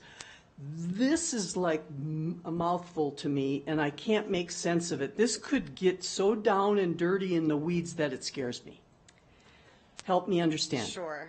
So remember, we did start as a template from the prior contract, and so some of these provisions are brought over and then tweaked a little bit. And so this is just the superintendent has a role within the district, and some of it is to bring recommendations to you to change curriculum or to implement other types of strategies. I'm looking at Mr. Ernst here, maybe help me out here. But so that's what this provision is there to acknowledge that the superintendent can come to you and have an open dialogue with you about the types of strategies and curriculums and other things that are going on within the district based on new strategies, old strategies, and other things that he is seeing. Again, when we talk about travel and learning, he may learn something and bring it back to you. That's what this provision is talking to. Okay, thank you. So basically it says that the superintendent might come to us with stuff. Yes. Okay, great. Thank you. Well, and Trustee Nicolette, just to follow up, this is no different than what we've done, what I've done as the superintendent and then as the interim superintendent, when we'll bring a curriculum such as a textbook for your approval, when we'll bring a policy that's been worked through staff, when we'll bring a program change such as, EL, GT, something such as that, and we bring it to the board. So it's nothing different than that. I'll go to Trustee Church and then Trustee Westlake. So just a few questions on here. My first concern, I like to see something like will improve ACT scores by 0.2%. But what I realize, nothing stops us from doing that in the evaluation process and setting goals and objectives. So at first I was like, oh no, and now I'm like reasonably comfortable. Question number one, possibly for Mr. Trustee Mayberry, it says 4 years. Is that pretty well what we're comfortable with versus 3 years or 5 years?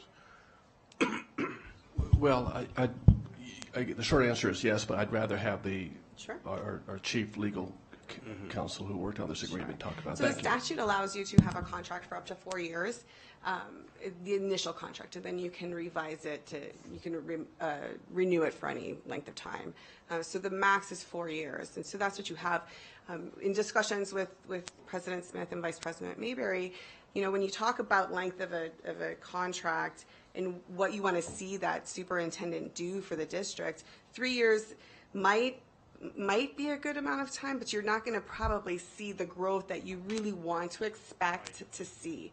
And so 4 years sounds like a pretty decent time to, one, get some strategies in place, get that evaluation performance in place, and then allow that superintendent to grow and show you those demonstrated results. Okay. And then the longevity, I might have missed it, but basically, so it's like 2% plus the 5%, 8%. So it's the 2 that he's going to get anyway. No. No? Okay. So maybe I can explain. I apologize. I did skip over that. I was so excited about some of the other provisions. So yes, there is a longevity bonus. It's at year 3.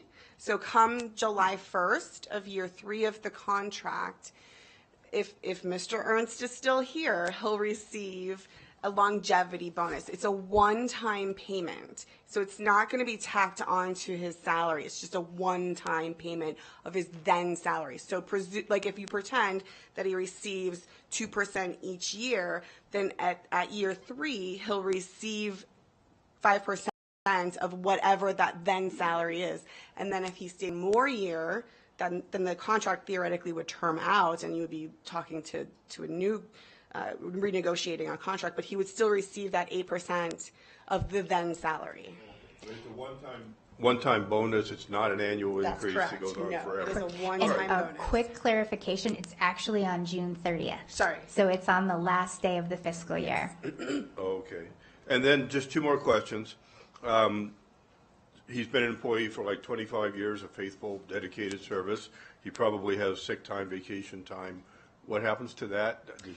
So in the contract, you'll see that he carries that all over with him. It's no different, and then he continues to accrue. So what you'll see here is he still has the same amount of days and of vacation days and sick days. It's just worded differently. Instead of like an upfront payment of here's a pot of sick days or vacation days, and if you use them all and then you quit, then they sometimes have to pay you back. And so it's worded more as an accrual. So it's exactly the same, it's just worded a little bit differently. Not that it's a bad thing, because I did it too, but when you get promoted, now you get the new pay, higher pay when you sell it back versus the old one. But does he have a lot of, is this an appropriate question to ask?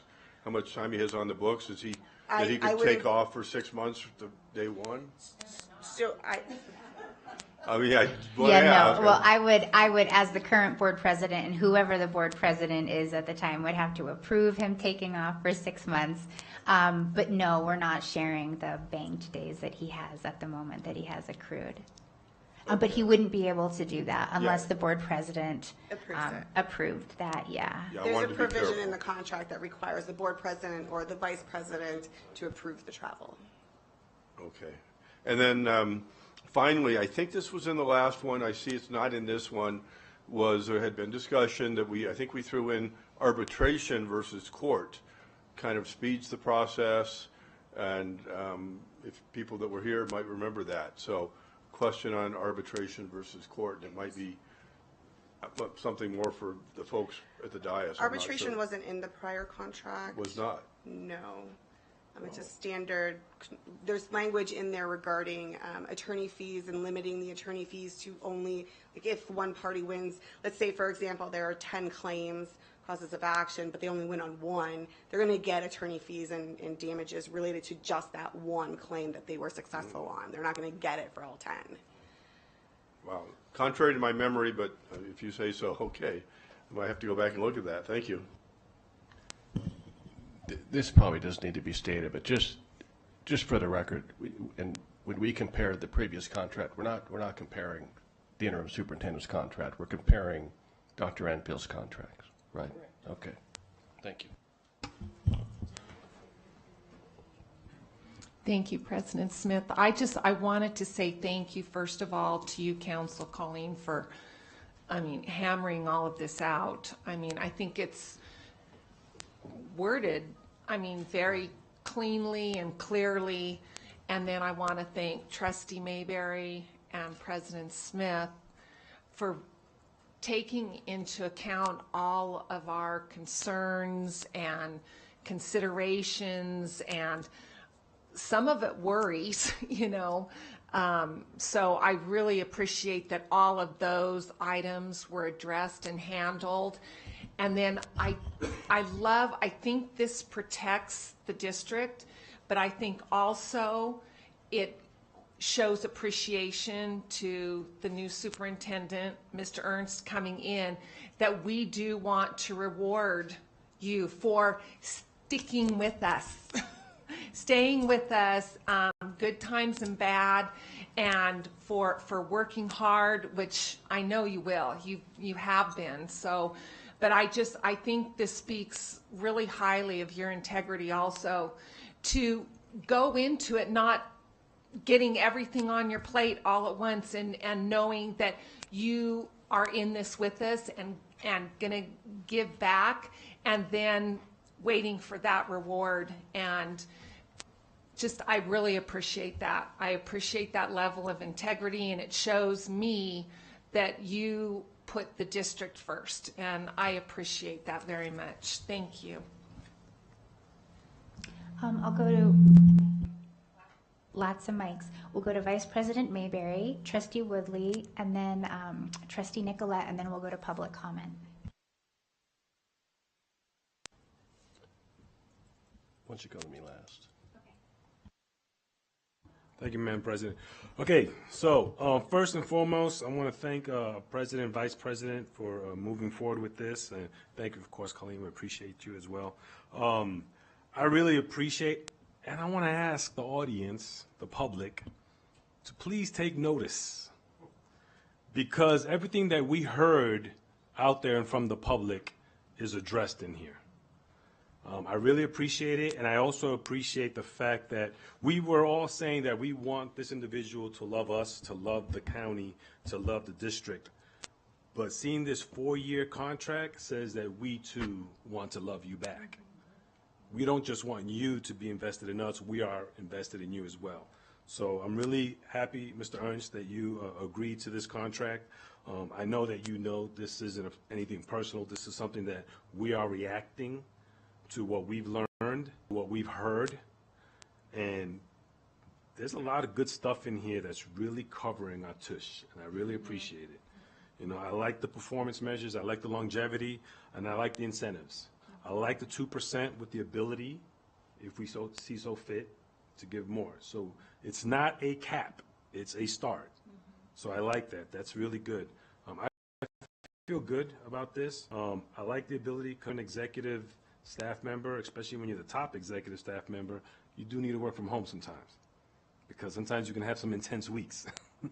So it'd be nice to be able to work from home 2 days or 3 days, even 5 if necessary. So I like seeing that in there. Thank you very much.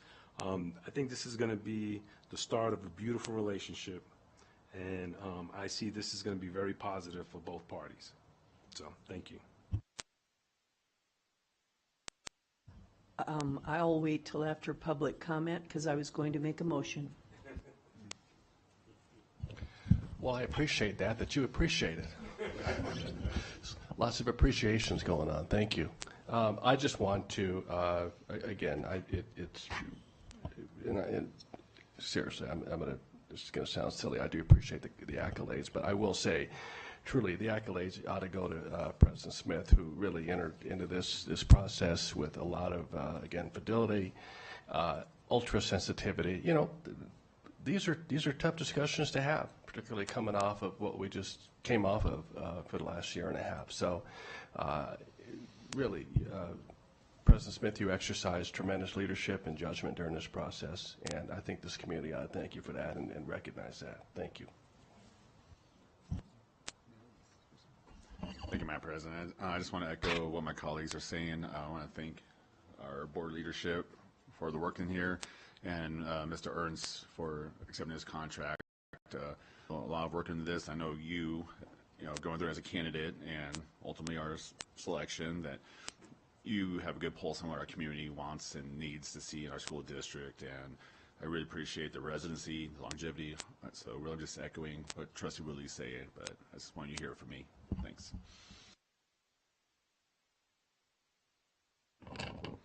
John Eppolito. Welcome, Mr. Eppolito.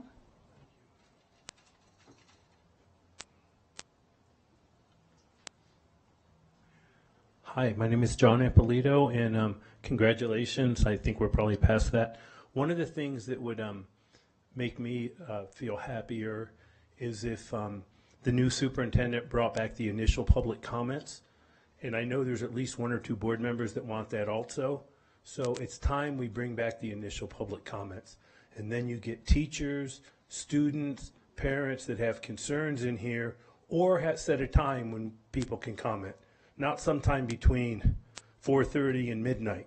That's not acceptable. We always had these. I've been coming to these meetings for 12 years, and hopefully Mr. Ernst will bring those back. Thank you very much. Thank you, Mr. Eppolito. That's all I have. All right. Well, then I guess I'm back to you now, Trustee Nicolette. Yes, you are. Thank you, and it is my pleasure. Put my glasses on so I get this accurate. I move that the Board of Trustees approves and enters into written employment agreement, Superintendent of Schools, between the Board of Trustees and Mr. Joseph Ernst as the Superintendent of Schools for the Washoe County School District pursuant to Nevada Revised Statutes 391.110. I'll second. All right, we have a motion by Trustee Nicolette, seconded by Clerk Rodriguez. Seeing no lights on, all those in favor, please say aye. Aye. Aye. All those opposed, nay. Motion carries. We officially have our next Superintendent of Schools, Mr. Joe Ernst. Thank you so much. And everyone, as we close now item 4.06 and go into section 5, we're going to take a brief pause. I'm not recessing it. We do have family members here from Debbie Smith's family, and we're going to take a brief photo of them with the logo.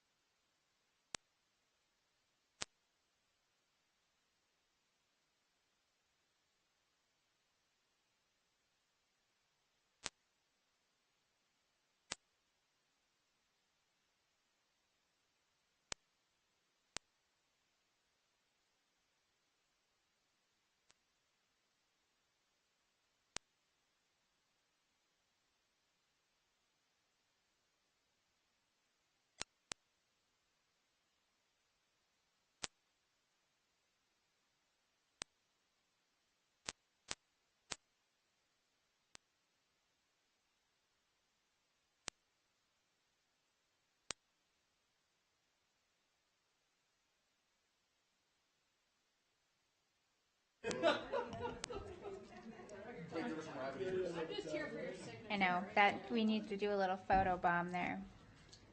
Oh, we're signing the contract now, too. Oh, my gosh.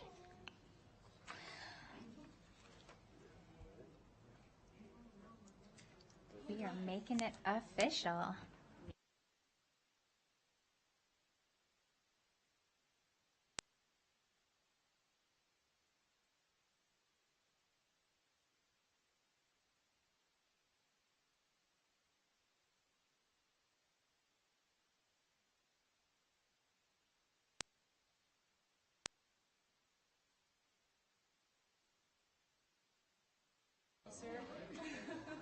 All right, everyone, that closes item 4.06 and section 4 in its entirety, and we'll move on now to section 5, our reports. And we have 501, our student representatives report, which will be bittersweet because today is our last meeting with Arabelle Deason as our student representative. So take it away in your farewell report. Thank you so much, President Smith. I wanted to start by just giving an update on Student Voice, of course, because that's what I'm here for. We had our Student Voice conference, not the last Friday, but the Friday before that on the 17th, and it was so awesome to see all of those Student Voice councils come together, and we got to learn from each other, and we got to talk about the pressing issues that are different and the pressing issues that are similar, and different ways that we can support each other in starting projects, and especially something that's really cool for me on the McQueen Student Voice Council was meeting with the Billinghurst Student Voice and hearing how they're doing since they're our feeder school. We loved talking with them and seeing how we could support them and just telling them how they had our support, and we were so excited to help them in whatever they needed in the future. So that was really special. So yeah, as President Smith said, this is my last board meeting as the student representative. So the end of my sophomore year, I had been on the Student Voice Council for the district level for a year with my good friend Annie Batavia, and we met with Brad Rose, our facilitator, and we had come to the decision that I would serve as a student representative and the president for this year, and then Annie and I would switch positions. So right now she's the vice president. So next year I'll be the vice president of Student Voice. So you'll still see me lots, and I'll be around. I just wanted to give a huge thank you to all of you guys for how welcoming you've been. I've felt completely comfortable sharing my opinion and my thoughts because of the environment that you've created for me. I feel so grateful to live and learn in a county that cares so much about what students have to say. I've had the best neighbors. They've been so kind. And yeah, so I just wanted to say thank you guys so much. I'll really miss you, but I'll definitely be around, and I can't wait to hopefully see most of you at graduation next year.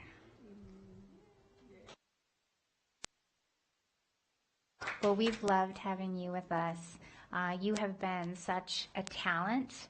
When the adults are doing this, you just cut right to the chase and you bring in that student perspective, and I love when you do that, and I'm so excited to see how you bring forward that talent to all of the accomplishments that still lay ahead, including your senior year and whatever lays beyond. So thank you so much.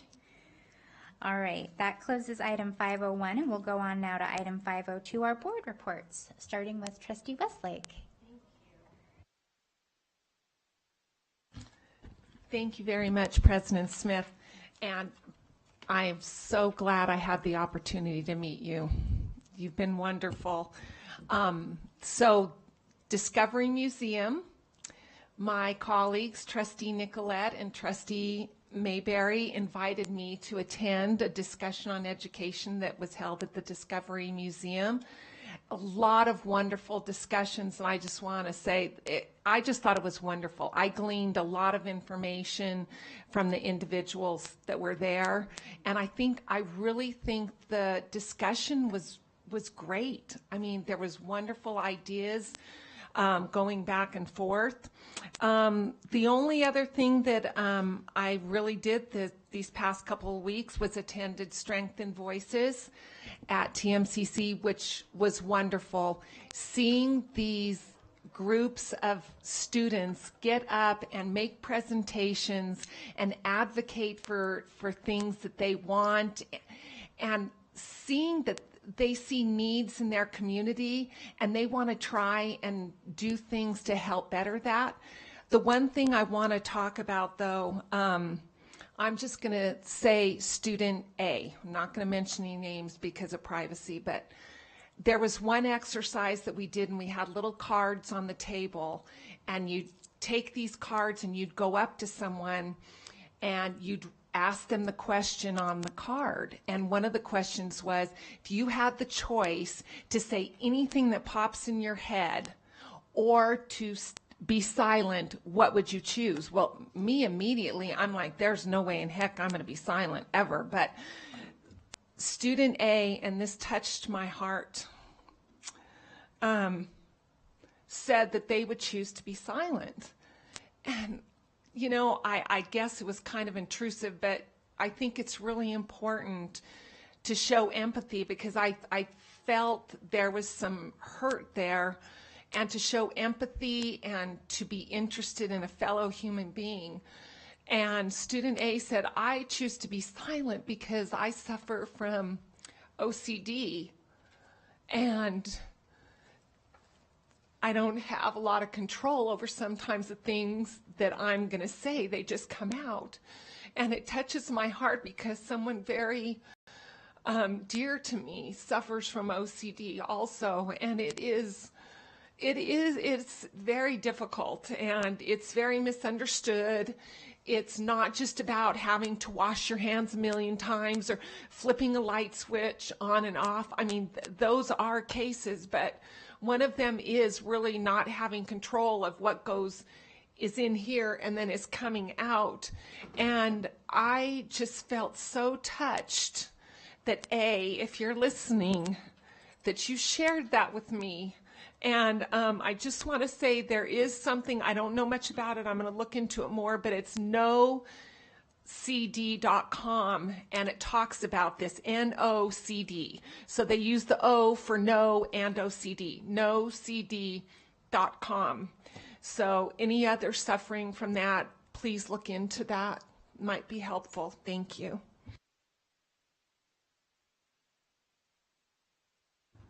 All right, thank you, Madam President. So since our last meeting, I was out of the office for a week. I was visiting my daughter in Georgia. Something I want to point out, I know sometimes we hear, especially in this group, we hear a lot of criticisms about the negativity of our school district or what we're not accomplishing or what we're not doing. But while I was gone, I was able to observe and enjoy the graduation from law school of my daughter, who went to Washoe County School District. So that's a success out there for those of you that think we do nothing positive. So I was very happy to be gone for that. I was able to visit Trainer Middle School. We had one of our community meetings with Dr. Nicolette. We both attended. I also, with everyone in here, we attended the Vaughn Middle School groundbreaking. That was really nice to see, and to see all the kids be excited and the families there for the new school that's coming. That was a very great experience. I also attended the Women of Achievement Luncheon. I know most of us did here as well. We did have some individuals we acknowledged there, so I'll leave that to the Superintendent. And then tomorrow, I'll be visiting Reed High School to see my goddaughter and her signing to Gardner University of Dallas, Texas. She's going to be playing soccer over there, so I'll be there tomorrow. Thanks. Thank you. I'll be quite brief. I voted today, so I just want to encourage people to get out, study the issues, candidates, and vote in the primary. We have early voting, I think, no, I shouldn't say it'd be wrong, but early voting is going on, let's put it that way, and then we have the primary coming up, and then November. So I just encourage people to get involved in the political process and vote. Thank you. Thank you. I'll be brief as well. Our schools in our community, and I am looking forward to attending Gerlach graduation next week. Hopefully some of your colleagues can make it out there. I know that's a community that sometimes I guess forget about it. I'm really good at trying to remind everyone about Gerlach. So you going? Awesome. So I love it. All right, I'll see you all there next week.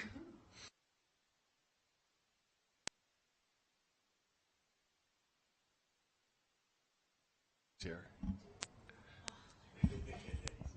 So I have, just full disclosure, I have permission to talk about this this little boy. His name is Isaac. He's a first grader at Sarah Winnemucca, the special ed teacher there, who I think I have a photo of as well. She invited me. She wanted me to be introduced to Isaac. As you can see, he's got a cochlear implant. He actually has two of them. One in both ears is called a bilateral cochlear, and it was just a really touching moment for me. I think we're all touched in the heart serving on this board, and these events really, that's where the rubber hits the road, right? We can sit behind the dais and talk about policy and contracts and that, but this is where the work gets done. This is where we see what's truly happening in our schools. You can see that device I'm wearing around my neck. It allows me to talk into a receiver that goes directly into his cochlear as it does mine. Shouldn't call it cochlear, it's a processor that's behind his ear, and then that goes into an artificial cochlear so he can hear better. He's doing great. He's in a general education class. He's super smart, super cute, adorable young man. And it was a real pleasure to be part of that, because that was me in first grade for sure. So next picture, that's Sabrina Schaefer. She's the special ed teacher at Winnemucca, and she has a service dog. In fact, Sabrina also has a cochlear. She has two cochlear implants. So it was a great experience and a wonderful afternoon. And then had a chance to tour Double Diamond Elementary. Pardon me. So when I arrived, Principal Thaxton said, "Hey, Trustee Mayberry, would you like to observe me offer a job?" And I thought, well, yeah, that'll be the first. So I thought, yeah. So she went to this young man's classroom. This is Mr. Jacob E. Johnson. Ironically, he went to Double Diamond Elementary. He graduated from DeMonte Ranch High School. So come full circle. She offered Mr. Johnson the job. I didn't want to talk about this until I knew he accepted. He did accept. He actually had a stack of letters written by his students. He's a student teacher. He was filling in. She needed a fifth grade teacher. He was a student teacher. Now he'll be a permanent fifth grade teacher. Our newest fifth grade teacher, Mr. Jacob E. Johnson. So I wanted to share that with all of my colleagues as well. It was just a wonderful, beautiful moment. That concludes my report. Thank you.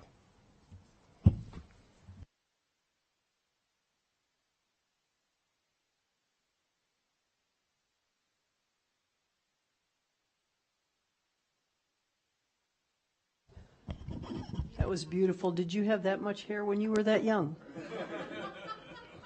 Okay, that helped me. School visits. I want to applaud the Green Team at Roy Gom. They are very persistent in their concern and their activity in single-use plastics, food waste, etc. And it's a long road to hoe, and it's a tough one, and it's a worthy one. And I also want to applaud the custodian because of this work. He has had extra duties that he has embraced fully, and I just want to thank them. Swope Middle School, they performed their spring music concert. Oh my gosh, it was beautiful. There was Darth Vader, there was old songs, new songs, there were minute songs and 3-minute songs. It was just absolutely wonderful. The oohs, the ahs, the laughter, the beautiful music. It was just so fun. Marcy Hers. I visited Marcy Hers with interim superintendent, and I spent most of my time in the gymnasium looking at the passion projects. That's this time of year where the students will latch on to an idea, something they're passionate about, and they will expand it. Everything from creating dog treats to devices to it just on and on. They are absolutely amazing. Attended the Vaughn groundbreaking with my colleagues. That was fun. It was an absolutely beautiful day, and the student involvement made it extra special. Again, the strength in voices with the students, my goodness, aren't they impressive? They design it, they lead it. I learned so much, and in your, Colleen, in your pattern here, I had a question that I shared with the student, and the question was, how do you help your neighborhood become a better place to live? And this student just very matter of fact said, well, you just get involved. You see trash, you pick it up. You see someone who needs help, you just help them. And it was beautiful. It was so matter of fact.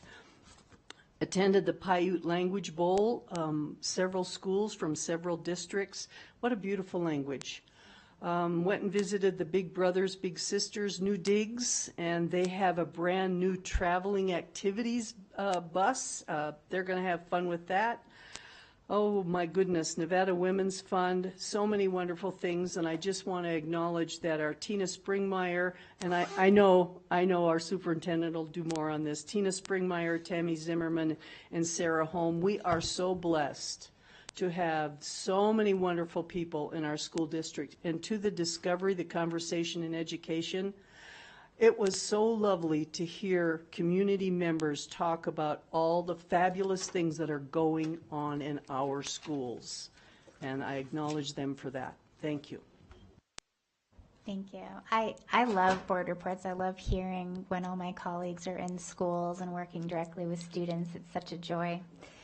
So first I'd like to recognize that last week or the week before was National Police Week. And so I wanted to publicly thank Chief Moore, Deputy Chief Baker, and the entire department. We are so very lucky to be served by you and to have you protecting us and our children. So thank you so much. I spoke at the annual Strength in Voices conference put on by Student Voice that many of my colleagues touched on. Also in my time, I spent significant amounts of time in the negotiation work ahead of today's decision on the new superintendent's contract, and then also beginning the planning process for our balanced governance training and also goal setting for Mr. Ernst too. So now that we've made this decision today, all my colleagues in the community will hear more about that very soon. But I do take very dearly that it is our responsibility to make sure that Mr. Ernst is provided with learning opportunities and that we support him as well. Now I will pull up the photo that I have there. The groundbreaking event for Vaughn Middle School, which will be opening in August of 2026. It was a truly wonderful moment. Many of our schools, of course, will be rebuilt, deserve to be rebuilt, but this Vaughn groundbreaking was a dear one to me. And they also surprised all of the trustees in attendance with these beautiful medals that they made with their 3D printers. And so I received mine. I was honored with mine by Miss Lily. And so this was just a really nice touch that I will have forever. So thank you so much, Principal Lukowski. This was wonderful. And then finally, I'll say for the Women of Achievement, it has been mentioned before, but I do want to recognize by name. We had from Mariposa Academy, one of our district-sponsored charter schools, Megan Potter, a special education teacher. Sarah Holm from the WCSD English Language Development Department, Tammy Zimmerman, our Chief Facilities Management Officer. They were all recognized by other organizations. And then our honoree from the school district was Ms. Tina Springmeyer, who is a legend among the early education professional field. And so we're so honored to have you with us and to be a woman of achievement within the school district. Thank you. All right, so that closes now item 502, and we'll move on to item 503, the superintendent's report. Thank you very much, Madam President. So another busy week in the Washoe County School District in the life of the interim superintendent. So attended the EDON board meeting, and I'll be very pleased to take our new superintendent to the June EDON board meeting for a transition process. I have to say that all of the EDON board was exceptionally supportive of the board's decision, and they're looking forward to working with Mr. Ernst. attended the Student Voice Convening Conference and spoke at that, and that was a lot of fun. Met with 2 associations this past week. Attended the WCSD Principals Academy, and I was absolutely overwhelmed with presentations, and I can't go into it because I'm just going to become very emotional, but thank you to everyone that organized that event. It really gives our principals and our district staff time for collaboration and a lot of planning into next school year. Attended and judged at the ACT capstone presentation. If none of the trustees have ever been to those presentations, it is something to behold these students that take so much time in making sure that their capstone presentations, whether they're a junior or senior, so that was great. Attended and spoke at the WCSD Family Action Committee and thanked all of the parents that have attended that committee for their year's worth of service, and so that was wonderful to speak to them. Obviously, the salute to women's achievement, so I'm not going to go back into that because you all have covered that, but we had 4 remarkable women that really represented our district well. Attended the Mendive Middle School benefit concert that was put on by Noelle Radar, who also really taught our students civic engagement and empathy, because what she did is she invited the Northern Nevada Cancer Society for Children and presented materials and school supplies. And what the Northern Nevada Children's Cancer Society does is they provide free service for any child from 0 to 25 and their families for support once they are diagnosed with cancer. And so I thought that was a really great way to show not only musical talent, but our children, what it means to be civically engaged. And then, along with Trustee Nicolette, attended the Marcyhurst Passion Projects, and a shout out to Principal Bringhurst, who does an outstanding job bringing students' passions to the forefront. And for the Paiute Language Bowl, I was able to speak at that, and just for the results, Urington in Lyon County took first, Spanish Springs second, Reed third, Wooster fourth, and McDermott. But it's not about the place, it's really about making sure that that language lives. And I want to do a shout out to Elder. She is 91 years old, and we've known each other for a very time, and she knows who I'm talking about, so God bless you. And then Vaughn Middle School, obviously the groundbreaking, and if I get an invitation, that's going to be super duper to be at. So thank you very much, Madam President. I think for all you have done for our school district, we will definitely be extending you an invitation to that ribbon cutting. All right, everyone, that closes item 503 in section 5 in its entirety, and now we're on to section 6, our closing items. JJ, who do we have for item 601? Valerie Fianaka. Welcome, Ms. Fianaka.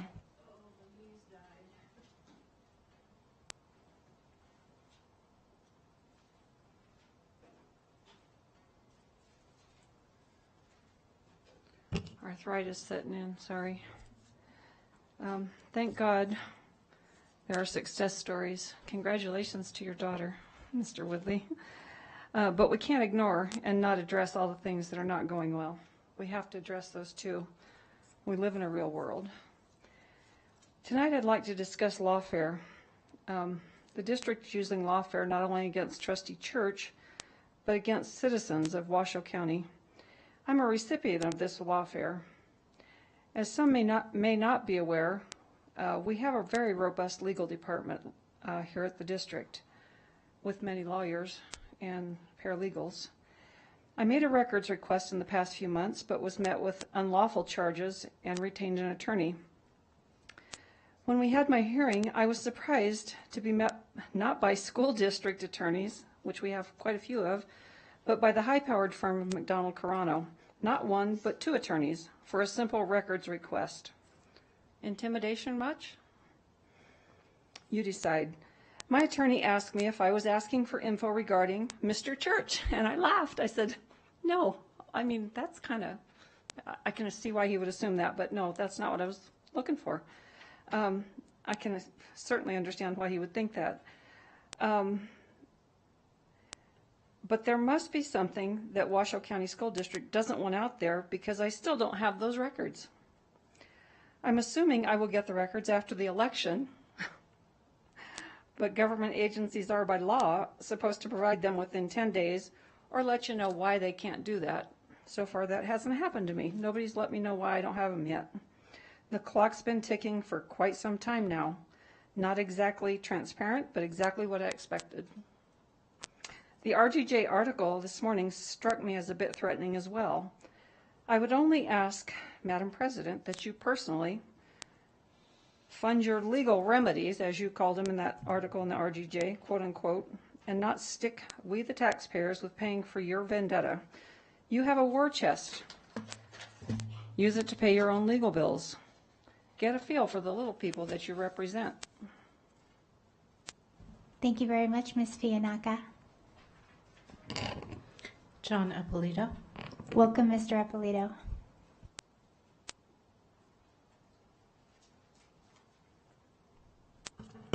Thank you. My name is John Ippolito. I'm with Protect Nevada Children. Thank you to Chris Turner for sending the document that was sent out to the board this morning that was referenced earlier. In that document, it said, quote, Clark County School District and Washington County School District have contracted with the IC publisher to develop the functionality to delete non-transcript data from IC. That's an excellent start. I don't know how long this data will be held before it's deleted, but thank you very much, and please keep Protect Nevada Children informed of that. I'd like to comment on the signs of suicide and CIS presentation, especially. It sounds like the signs of suicide data is entered in Infinite Campus. I tried to ask the people as they were leaving, the ones with the flowers, but not one of them would look at me. So I have a feeling that's the answer. We know psychiatric data is entered into Infinite Campus. Signs of suicide, in that presentation, I'm not sure why there was no mention of social media at all. I sat through a hearing in Carson City a few sessions ago when the anti-bullying law was passed. One father in particular had a very powerful testimony about his 13-year-old daughter who committed suicide. The father made it sound like it was a direct result of being bullied 24/7 on social media. In my opinion, the district should be educating parents on the dangers of social media. Unfortunately, the district is contributing to kids having access to inappropriate content and social media on their district-issued devices. Take responsibility. Not all parents want their young children to have cell phones. I kept 3 of mine off until 16, one I had to give in at 15 because of the district. Communities and schools. According to Paul LaMarca, communities and schools has access to all the student data in Infinite Campus for the students they serve. One year, maybe 3 years ago, Paul LaMarca told us, this board, right before the vote, communities and schools does not maintain their own database on students. The following year, Paul LaMarca said, oh yeah, I was wrong last year. Communities and schools does maintain a database on students. He wouldn't tell me how long they keep it. He made it sound like he knew a few minutes ago, but he wouldn't tell me how long it is. It would be nice to get that information. How long does communities and schools maintain the database on students they serve? More good news. Clark County School District bans cell phones in middle schools and high schools starting next school year. I've read in other schools, once this happens, some students use their devices to access social media. John Ippolito, Protect Nevada Children. We appreciate your comment. Thank you. The board received emails from Richard Peterson and Robin Palmer. All right, that closes item 601 and moves on to now 6.02. Our next meeting will be held on Tuesday, June 11th, 2024. And that brings us to item 603 at 6:04 p.m. adjournment. Thank you all so much.